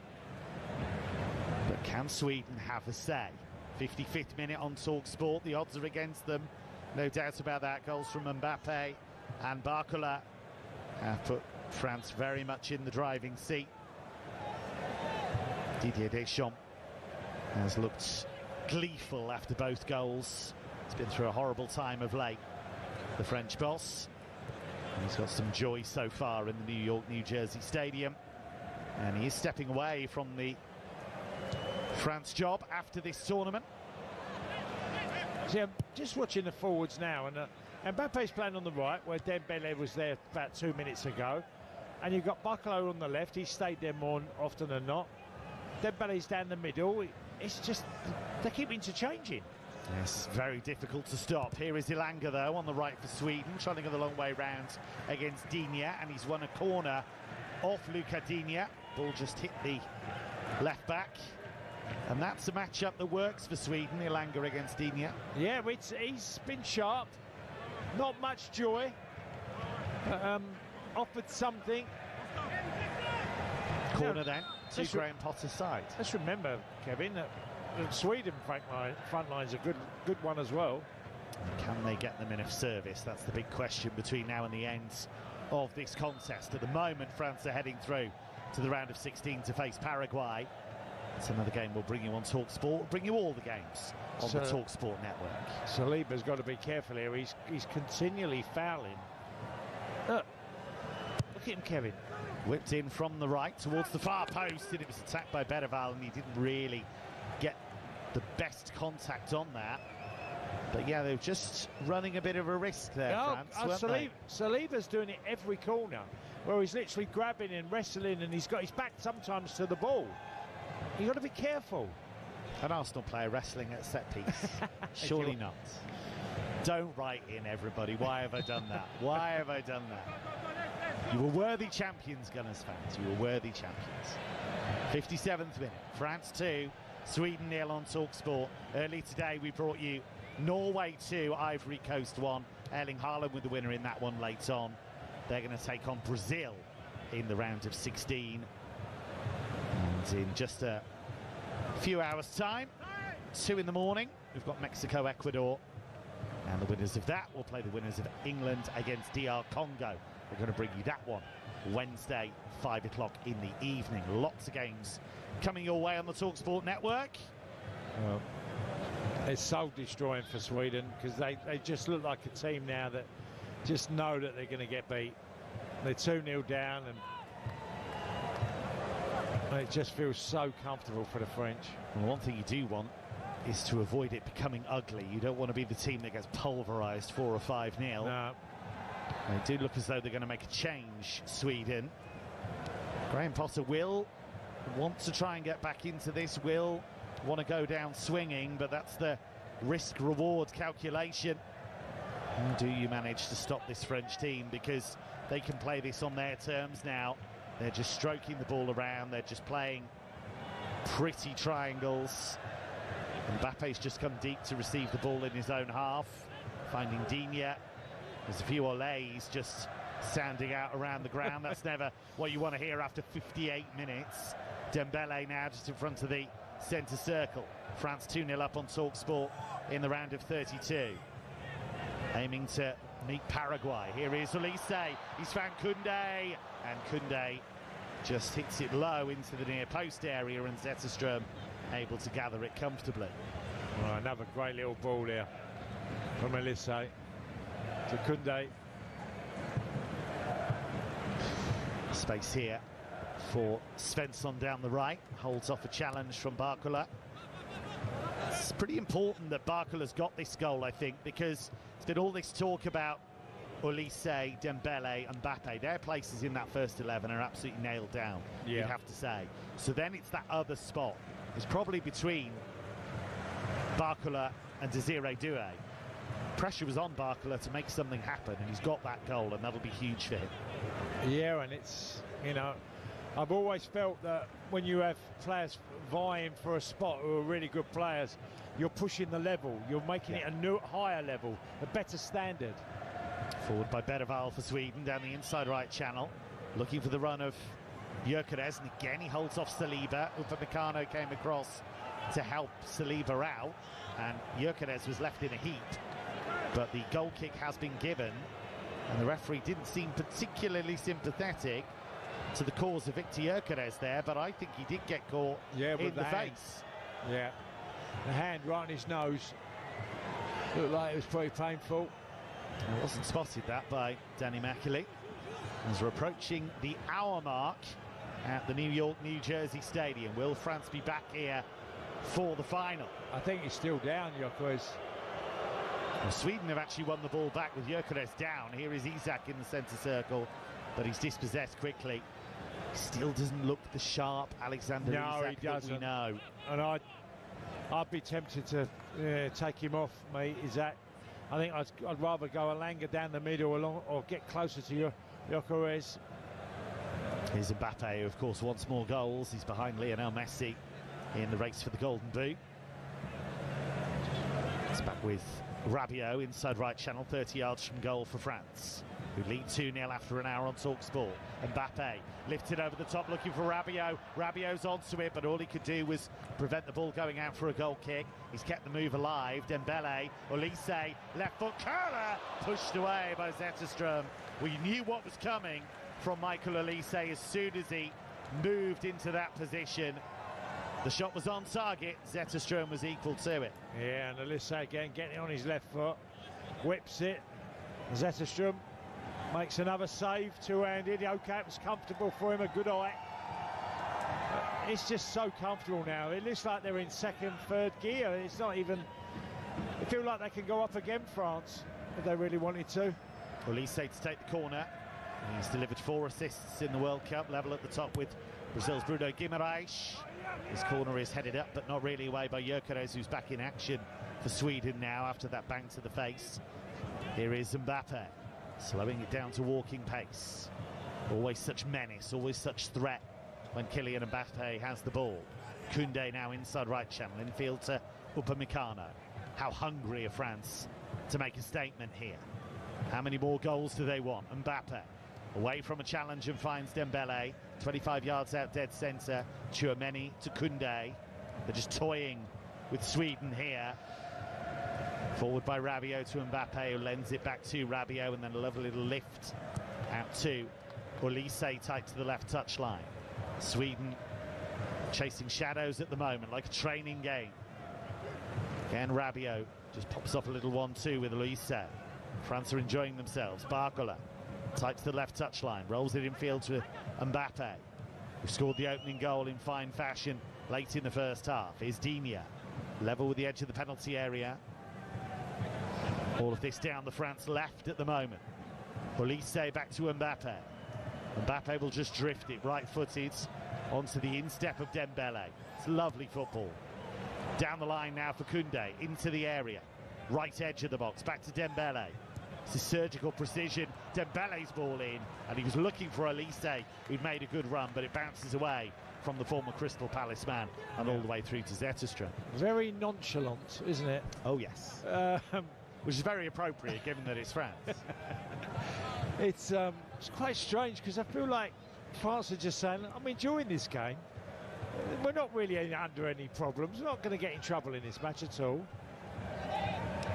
Here is Ayari. He's just moved away from a challenge in midfield, and he plays it to Daniel Svensson, and Svensson dispossessed by Barcola, but it will be a Swedish throw on that far side. I think Svensson struggled on that right-hand side. Yeah, definitely. It's much more comfortable at club level on the left for Borussia Dortmund.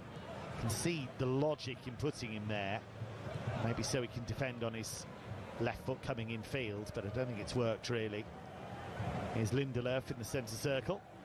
Player who played 284 times for Manchester United. He's been Sweden captain for a long time now, 2021 when he first wore the armbands for his country. Space here for Lager Bielka down that right-hand side, and Elanga. Anthony Elanga, who did not realise they were through after that draw with Japan at the end of the group stage. He thought they'd gone out. Had to be told by his manager Graham Potter that they had actually gone through. Potter did say, I told everybody what the deal was, but he must have been thinking of something else. Here's Olise for France, just chipping it out to the left-hand side, and Mbappe. Olise's continued the run. Can Mbappe find him? Yes, he can. It's Olise! And it's deflected wide of the target by a Swedish boot. And France are denied what would have been a lovely third goal. How good are the first touches of the French players? The amount of time the ball been threaded through, and like it is for Olise in this chance, he takes it on the outside of his right boot and then tries to hit it, and it gets deflected for a corner. But the first touch is exceptional every time. They're going to make a couple of changes here. They've been aiming to make these changes for a while, actually. Bezfort Zanelli is going to come on, the Union Saint-Gilloise player. He's going to come on for Berval, and they're going to bring on Taha Ali for Elliot Strauss, wide on that left-hand side. So double change, fresh legs. Berval and Stroud go off. Short corner for France on the far side, the left. Olise's ball in. Upamecano was going to attack it, but it's poured away by Zetterström to Koundé. Right corner of the penalty area. Back in by Tchouameni. Chested down by Rabiot. The follow-up shot by Upamecano, but it looked to me as though that was offside. Play was allowed to continue, and Danny Macaulay says it's okay, Sweden have the ball. Here is Elanga. Clips it into Isak. It's a really poor first touch from him. I feel like he started fairly sharply, Isak. He had that shot that was comfortably dealt with by Maignan in the opening minutes, but he's really lost his momentum. Here is Taha Ali down that left-hand side. He finds Isak in the box. Low ball towards Gyökeres, but it never reached him. Gyökeres waiting at the far post for that ball. Talking about records, by the way, Kylian Mbappe, more knockout goals than anyone at World Cup finals. A France win today would be a 17th World Cup match win for Didier Deschamps, and that would set a new record for number of wins at the World Cup finals by a coach. He would go beyond the German legend Helmut Schön. Just a testament to Deschamps' longevity. Has a strong tournament record. France runners-up at Euro 2016, won the World Cup in 2018, lost in the round of 16 at Euro 2020, runners-up in Qatar at the 2022 World Cup, and then reached the semi-finals of the Euros 2 years ago, were beaten by Spain, who went on to win it. And in amongst all of that, they won the Nations League in 2021. Forward by Lindelöf to halfway for Sweden, and then a long switch played by Gudmundsson over the head of Digne. Digne gets there ahead of Elanga, just hooks that out for a throw. 67 gone on TalkSport, and it is France 2, Sweden 0, and we're going to have a hydration break. And Tony Cascarino, it's really tough this for Sweden now. You must have been on the wrong end of this from time to time in your career. When you're up against a team, they look as though they're going to saunter to victory. How hard is that on the legs? How hard is it on the mind?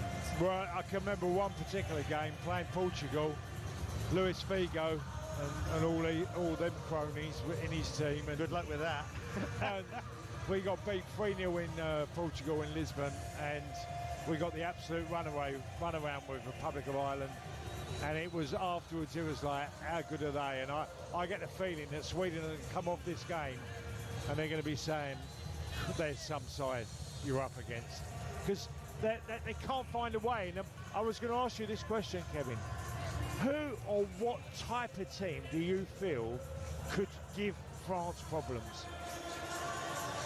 I think the only team that can give France problems in a way is themselves, to be honest. If they slip into complacency, if they slip into...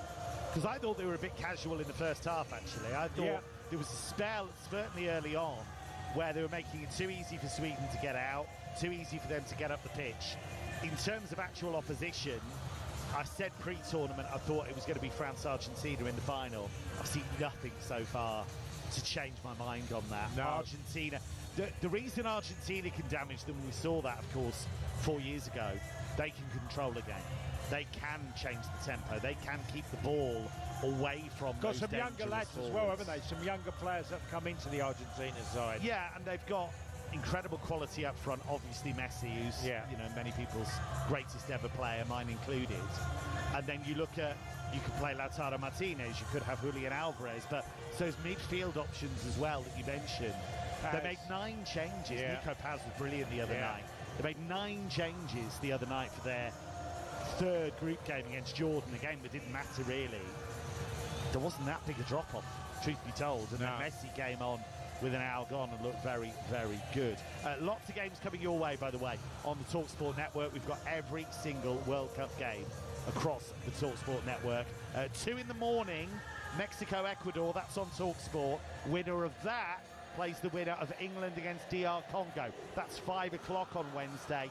Early evening kickoff for you. Adrian Durham, your presenter, Jim Proudfoot, alongside the former England captain Stuart Pearce. Can England overcome an impressive DR Congo? 9 o'clock Wednesday night, Belgium-Senegal. That's TalkSport 2.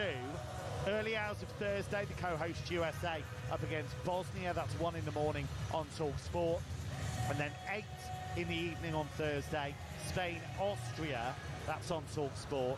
And then at midnight, so tiptoeing into Friday the 3rd of July, it is Portugal against Croatia. Loads of good games coming your way on the TalkSport network. Wall-to-wall World Cup action. So, back underway after the hydration break. Long throw here by Sweden into the area. It's volleyed away by Tchouameni. And then it was given away by Svensson, and now they could break here, France. Mbappe, he's got Svensson with him. He's found Olise in the box. Olise, good save by Zetterström. Did brilliantly. Spread himself like an ice hockey keeper and managed to make the save. Well, it should have been 3-0. It really should have been. France got a little bit lucky with how the ball dropped and they broke really quickly. And Mbappe got away down the left and then threads it inside for Olise. And he just tries to play it with the outside of his boot.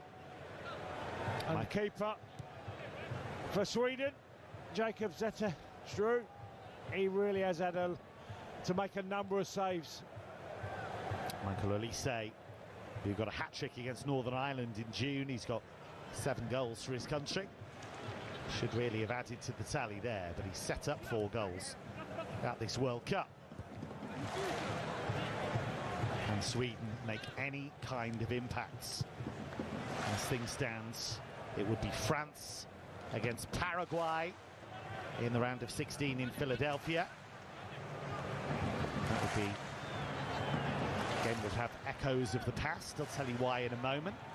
As Koundé goes back with Tahar Ali, he thought he was going to win a corner for Sweden there. It's going to be a goal kick for France. You go back to France 98. France played Paraguay in the round of 16.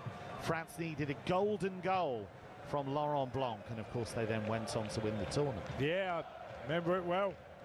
It was, they had a player sent off, didn't they, in the opening minutes of the game, Paraguay. Still managed to keep them at arm's length. Incredible Herculean effort, very similar actually to what me and Tony Cascarino saw last night with their game against Germany when they dug in so impressively. And Germany lost on penalties for the first time ever at a World Cup finals. Isaac is penalised there for handball, according to the referee there. Yeah, again, I mean, Tahar Ali's come on. He's actually trying to get down the left side of the Sweden attack. Here is Mbappe down the inside left channel where he loves to roam. And to Barcola. Desiree Doué is going to come on soon. That doesn't seem fair. Olise slipped it through. They're in here, and it's Mbappe again. magnificent. A second for Mbappe. Olise sparkling again. And France have made history. They are the first sides in the World Cup to score 3 goals or more in 5 consecutive matches. It's another World Cup brace for Kylian Mbappe. Who is going to stop them? It's France 3, Sweden 0. Well, Michael Olise, I've got to hold my hands up. I can't believe how good he's improved. He is the most improved player I've ever seen. And not that he weren't a good player before, but the ball he plays into Mbappe absolutely has to be inch perfect. Is it offside? Or I think he's just on. But it was an inch perfect pass by Olise. He takes it on the... How many times the outside of the boot's been mentioned tonight? And that's what Mbappe does, takes it on the outside of his boot and then buries it past the keeper. Is that level with Lionel Messi again? In terms of the Golden Boot, yeah, but he's closing in on him on all-time goals as well at the World Cup final. So we've got a race within a race because we've got the Golden Boot race. Oh, just a foot, I think, of... Yeah, just going to have a look at it. It's going to be tight, this. Yeah, again, I mean, it's a fabulous finish and a great goal.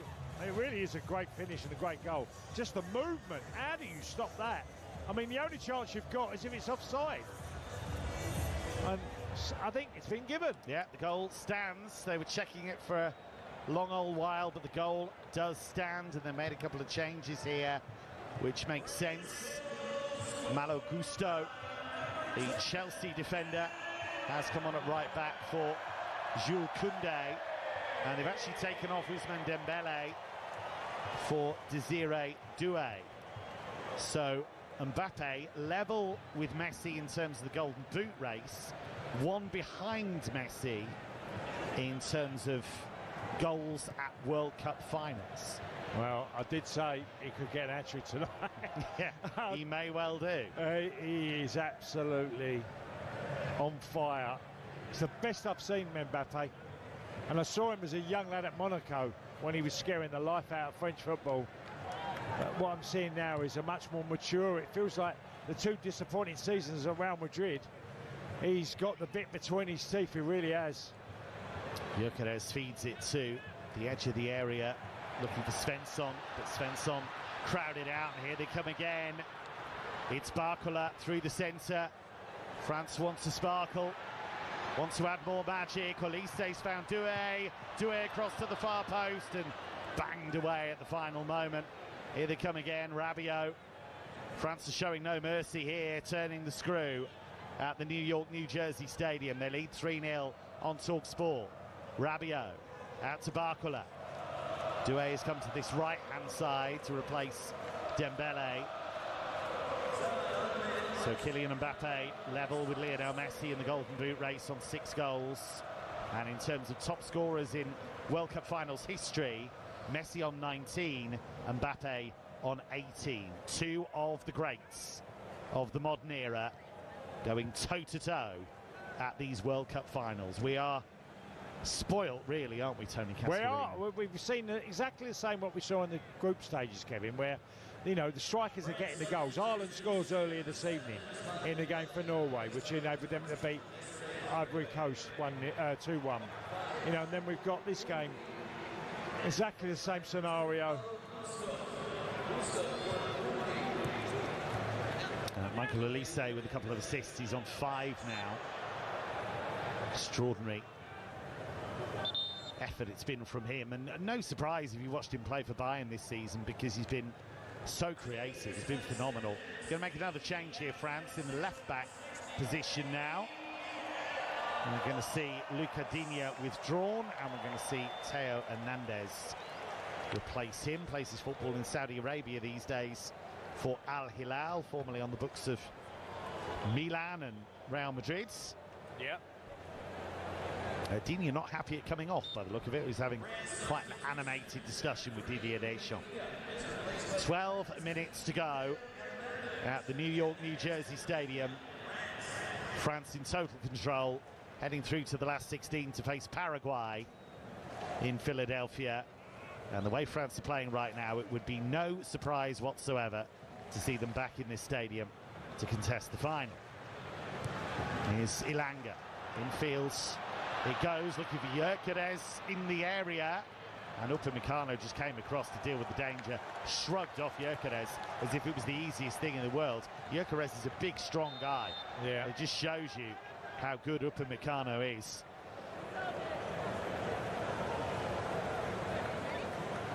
Gusto just taps the ball in fields.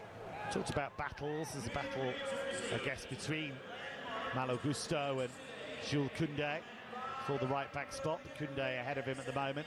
Is Barcola, left corner of the penalty area. Just plays it out to the left edge of the box, and Theo Hernandez with his first foray forward. He is a very attack-minded left back, but his cross is repelled. How much have Sweden got left in the tank here? I think if you offered them the final whistle right now, they'd probably take it. Oh yeah, this is one of them games. Get us out of here. Space here for Doué on the right-hand side. He's up against Gudmundsson. And now Upamecano to the right of the centre circle. France 3-0 up. And cruising. As I say, the first team ever to score at least 3 goals in 5 straight World Cup matches. Here is Malo Gusto. His long dreadlocks forward down the right for Désiré Doué.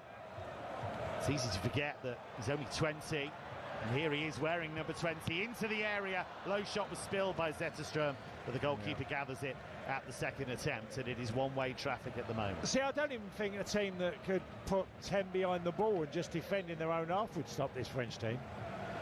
Might need 20. Even that might not be enough. It just... I'm looking at them thinking, what do you do to stop them or, you know, hurt them or... You know, Sweden have run their socks off tonight, but they were chasing shadows most of the night. We need to be able to keep the ball, that's the first thing. And that's what the likes of Argentina would hope to do against them. You obviously need to have a threat in attack, but you need to be able to control the tempo because France is so good at having the ball, moving the ball, opening up spaces. Here comes Sweden at the other end, though. Low ball in towards Isak, and he just didn't attack the near post with any kind of conviction. It was Zinelli, the substitute, Bezvalt Zinelli, who broke away down the inside right channel, but his cross didn't lead to a strike on goal from Isak. And here come France at the other end. Barcola onto his right foot, lovely turn, onto his left. Barcola, and saved by Zetterström. That was mesmerising from Bradley Barcola, but he's denied by the goalkeeper. Yeah, he swiveled one way, then the other. He left 2 Sweden defenders for dead. Got it onto his left foot. Keeper makes another decent save with his legs. Jacob Zetterström, he really has had a lot to do tonight. Not incredible saves, but a lot of times he's had to be in the way, stopping efforts. Changes here for Sweden. Ayari's gone off for Matthias Svonberg of Wolfsburg, and Celtic player Benjamin Nygren has come on to replace Svensson. Here comes the corner from the left-hand side for France, headed away by Lager Bielka. 82 gone on TalkSport. France flexing their muscles again. The tournament favourites underlining that status. 2 goals from Kylian Mbappe, 1 from Bradley Barcola. 2 assists for Michael Olise, taking him to 5 for the tournament. Here is Doué running into Gudmundsson. It's been a wholehearted performance from Sweden. They've not let their heads drop, they've kept fighting, but this has been tough sledding in this second half, no doubt about that. Yeah. Just too good. Sweden started well, didn't they? Yeah, they did. They tried to match them. But, you know, you spend all night chasing the French and you end up, you know, just getting taken apart. I mean, France have been merciless in their attacking, haven't they? They just kept going. And there's 3 braces now for Mbappe at this World Cup. You got 2 against Senegal, you got 2 against Iraq, 2 in this one. He has the bit between his teeth. He's chasing down Lionel Messi in the all-time World Cup scorers list. He's chased him down in the Golden Boot as well. But of course Argentina face Cape Verde next, and I'm sure Lionel Messi will fancy a couple of goals in that one, with all respect to Cape Verde. Here's Mbappe playing a lovely, almost lazy switch out to Elise, and Elise couldn't quite catch up with it. And when I say lazy, of course it isn't, it's just that look, isn't it? He's so languid, everything comes to him in such a straightforward manner, but he is not going to get his hat-trick in this one, because he's going to be withdrawn by Didier Deschamps. And what he is going to get is a standing ovation, and it's one that these two players, Olise is coming off as well, they fully deserve. The dynamic duo, Kylian Mbappe and Michael Olise. And what a moment this is for Jean-Philippe Mateta. He comes on, as does Ryan Cherki. Minutes in a World Cup knockout game for Mateta. A dream come true for the Crystal Palace man. And Cherki, who's had a really good season for Manchester City, comes on as well. Yeah. And if you're Sweden, you're thinking, well, at least we've seen the last of Mbappe and Olise. But such is the depth in this French squad. Suddenly, we've got to deal with the danger of Cherki, who's a brilliant player one-on-one, and Mateta as well. We've just seen a replay, by the way, of that second Mbappe goal. Could not have been closer, that offside shout, but he was onside. 3-0 France leads Sweden on TalkSport. 5 minutes to go. And here is Ilanga. Cross deflected, headed away at the near post by Saliba. It's been interesting, actually. You said, Tony Cascarino, about how can you hurt France. One thing I would say, Saliba has not looked comfortable to me at times. No, he's up against Gyökeres. And that's something I think teams will take a look at. Can we upset him? Can we be physical with him? Can we knock him off his stride defensively? Sweden will look to do that now with a long throw from the right-hand side. 3-0 down, though. Away by Hernandez, Theo Hernandez at the near post, and then a long-range volley from Matthias Svonberg goes well wide, although Svonberg does have that in his locker. Seen him score some spectacular goals in the Bundesliga, but not on that occasion a French goal kick. But they have sparkles tonight, France. They have been magnificent. Mbappe, Olise, particularly good. And that's the thing, even if one of this front four is having an off game, the others can just elevate it. Yeah, it's scary having forwards as good as they've got. It really is. And as Mbappe came off, Didier Deschamps was worshipping him. They had a really nice embrace, actually, after Mbappe's first goal. They've got a great bond, those two. It caused a bit of a stir, actually, when Mbappe was given the captaincy ahead of Antoine Griezmann, and Griezmann went on to retire from international football not long after that. But I think it's brought the best out of Mbappe. Here goes Barcola, in behind on the left-hand side. Mateta in the middle. But he goes to the back of the box instead, and actually it is going to be offside and a free kick to Sweden. So Kylian Mbappe level with Lionel Messi at the top of the Golden Boot standings. Erling Haaland's manfully trying to keep up with them. He's just a goal behind. But in terms of overall World Cup finals goals, Messi on 19, Kylian Mbappe on 80. Two greats of the age. Going head-to-head at this World Cup. Will they meet in the final, just as they did in Qatar 4 years ago? Here's Svonberg from midfield for Sweden. Out to Ilanga, tight to the right touchline. He'll take on Theo Hernandez and tries to just stab that ball in field, but Sweden look out on their feet at the moment, Cass. They look as if they're really just running out of momentum. Here is Ilanga again. Ilanga just feeding that to the far touchline. Can Sweden come up with a crumb of comfort? A consolation goal. Just something to go home with. They've already achieved by getting to this stage of a World Cup that Didn't look as though they were going to reach. Here's Lindelöf breaking the lines with a charging run. He's still going. And Gyökeres, good save by Maignan. Well, that's Victor Gyökeres' clearest chance. And he went to find the bottom corner right-footed. And Maignan threw himself to his left to preserve the clean sheet. Yeah, and good little interchange play. They get a little bit fortunate, but it ends up falling to the feet of Gyökeres. It's it first time he's inside of his right foot.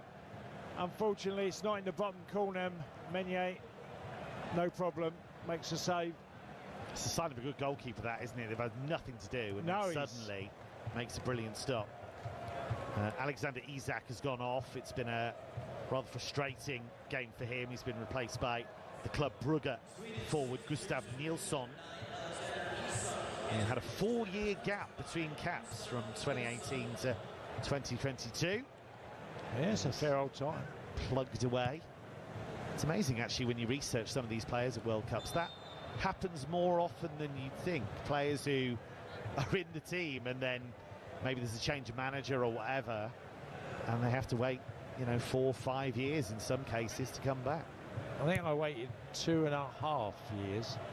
I had a knee injury, and I played under Owen Hand for Ireland, and then Jack Charlton got the job, and I didn't get picked for over 2 years. How frustrating was that? Well, it was, the knee issue was a problem, and then obviously we had a lot of very good forwards at that time, Kevin, but yeah, I didn't think I'd get back in, but I did, kept going. You know, sometimes you have to earn your right to get back into a squad. You know, I'm looking at Isak tonight, and honestly, I just feel like he's a shadow of the player I saw at Newcastle. He really is at the moment. It feels to me like he needs a full pre-season. Yeah, that's a definite. Time to work with Andoni Iraola, get his confidence going. Iraola's good at that. He's good at repairing players, getting the most out of players. It's a big test for the new Liverpool boss to get the most out of Isak. We're in the first of 4 additional minutes at the end of this game. France are heading for the last 16. They will face Paraguay in Philadelphia, and you'll hear that live on the TalkSport network, as you'll hear every single game between now and the end of the tournament. We've brought you every game up until now. We'll bring you every game until the end. Here is a bit of space down that right-hand side, but again, they struggle to make inroads. Nilsson with an early touch after coming on there for Sweden, but real encouragement in some ways for Graham Potter in this tournament. They've come through what was a tricky group.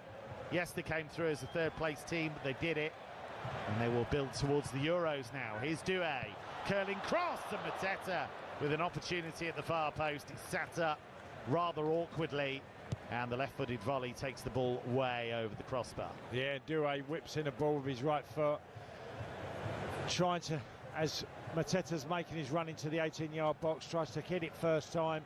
Difficult skill. Here's the substitute, best for Zanelli. He played under-21 football for Kosovo before switching allegiance to Sweden. Taha Ali trying to make tracks down the left-hand side, the Malmö winger. This game's flown by. It really has. It was, you know, I sort of want the Swedish team to score just to sort of give hope to the rest. Yeah, it's a pretty scary prospect, isn't it, when you look at this France performance? But here comes Sweden. They've won it in midfield.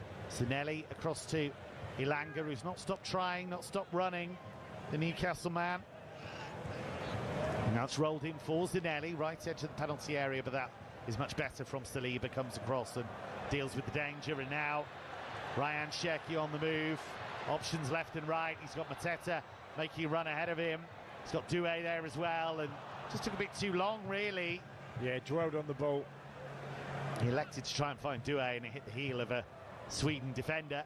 Here's Taha Ali bringing it out down that left-hand side for Sweden, goes down, and he finally does get the decision. He's not got much out of the referee since coming on, truth be told.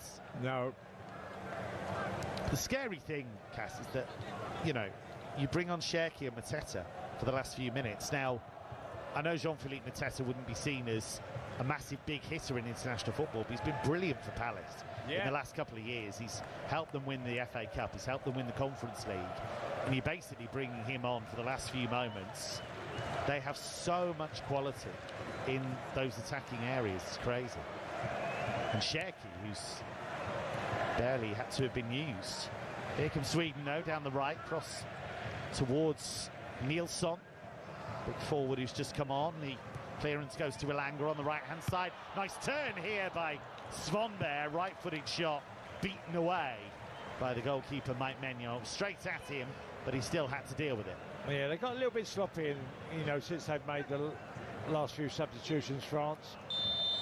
There we go. The tournament favourites take another impressive stride. France are through to the round of 16. They will face Paraguay. Didier Deschamps' men, highly impressive. Kylian Mbappe with a brace. Bradley Barcola with a beautifully taken goal. Michael Olise with 2 assists. He's up to 5 now. Mbappe level with Messi in the race for the Golden Boot. And Didier Deschamps, the coach, now has more wins at the World Cup than any other coach in history. A fantastic performance from Les Bleus. They have pulverized Sweden at the New York, New Jersey Stadium, and it has finished. France 3, Sweden 0. Another statement from France that is loud and clear. If you beat this France team, you'll win the World Cup. It's as simple as that. Didier Deschamps' team are simply irresistible, and they are setting a standard on another level to anything else we've seen so far at the 2026 World Cup. Sweden will be delighted it was only 3. Absolutely brilliant performance, full of creativity, full of flair, full of attacking prowess, full of just style. This is what football fans dream of seeing in their team. Full of world-class players to boot, a fantastic coach, and I can't see anyone stopping France. I really can't. Even the great Lionel Messi in this kind of form. Unbelievable from France. Remember, by the way, we've got more live football on the way. We'll be live in the Azteca in Mexico City. Mexico taking on Ecuador for the right to face England or DR Congo in the last 16. 2 a.m. kickoff for that one will be with Natalie Sawyer, Joe Shannon, and the former Scotland assistant Mark McGee very shortly. And remember, we've got an exclusive interview with the England boss Thomas Tuchel coming up soon as well. We'll get his thoughts on the matchup against DR Congo. But Tony Cascarino, what do you think? Are we watching the champions in waiting? Well, it's hard to. Me and Kevin had that discussion on air as the game was going on. They're the team that just have got so much, stardust in their team. It's just frightening when they get it right. I mean, some of the goals they got tonight, Hugh, I don't even know how you stop. I'll be interested. I think the only thing of question is if someone could get the lead on them, go 1-0 up and see how the French team would react. But, when they get into cruise control, Hugh, they are just frighteningly good. And it's not much I can add to that. And we've relaxed Wirral all game, me and Kevin. It feels like I'm French. I mean, Hugh, the thing is, you look at Olise, right? He's got 5 assists in this World Cup. That is the most in a single World Cup since Thomas Hessler reached it for Germany in 1994. The thing to remember is we're in the first knockout round. He's got loads of games to go, potentially. I mean, he could end up in double figures for assists. Moving him into the 10 has been genius from Deschamps. Absolute genius, because it'll get more out of Dembele, but everything is sparked into life when Olise is on the half turn and when he gets moving, because he's got options ahead of him. He's got options left, he's got options right, and he picks the right pass almost every time. So if you've got him providing the ammunition, and if you've got Kylian Mbappe firing the shots, that is really tough to stop. And I can only really see Argentina being able to stop this team. I think they've taken a leap since they lost to France at the Euros. And I don't think, because of the condition of Nico Williams and because of the condition of Lamine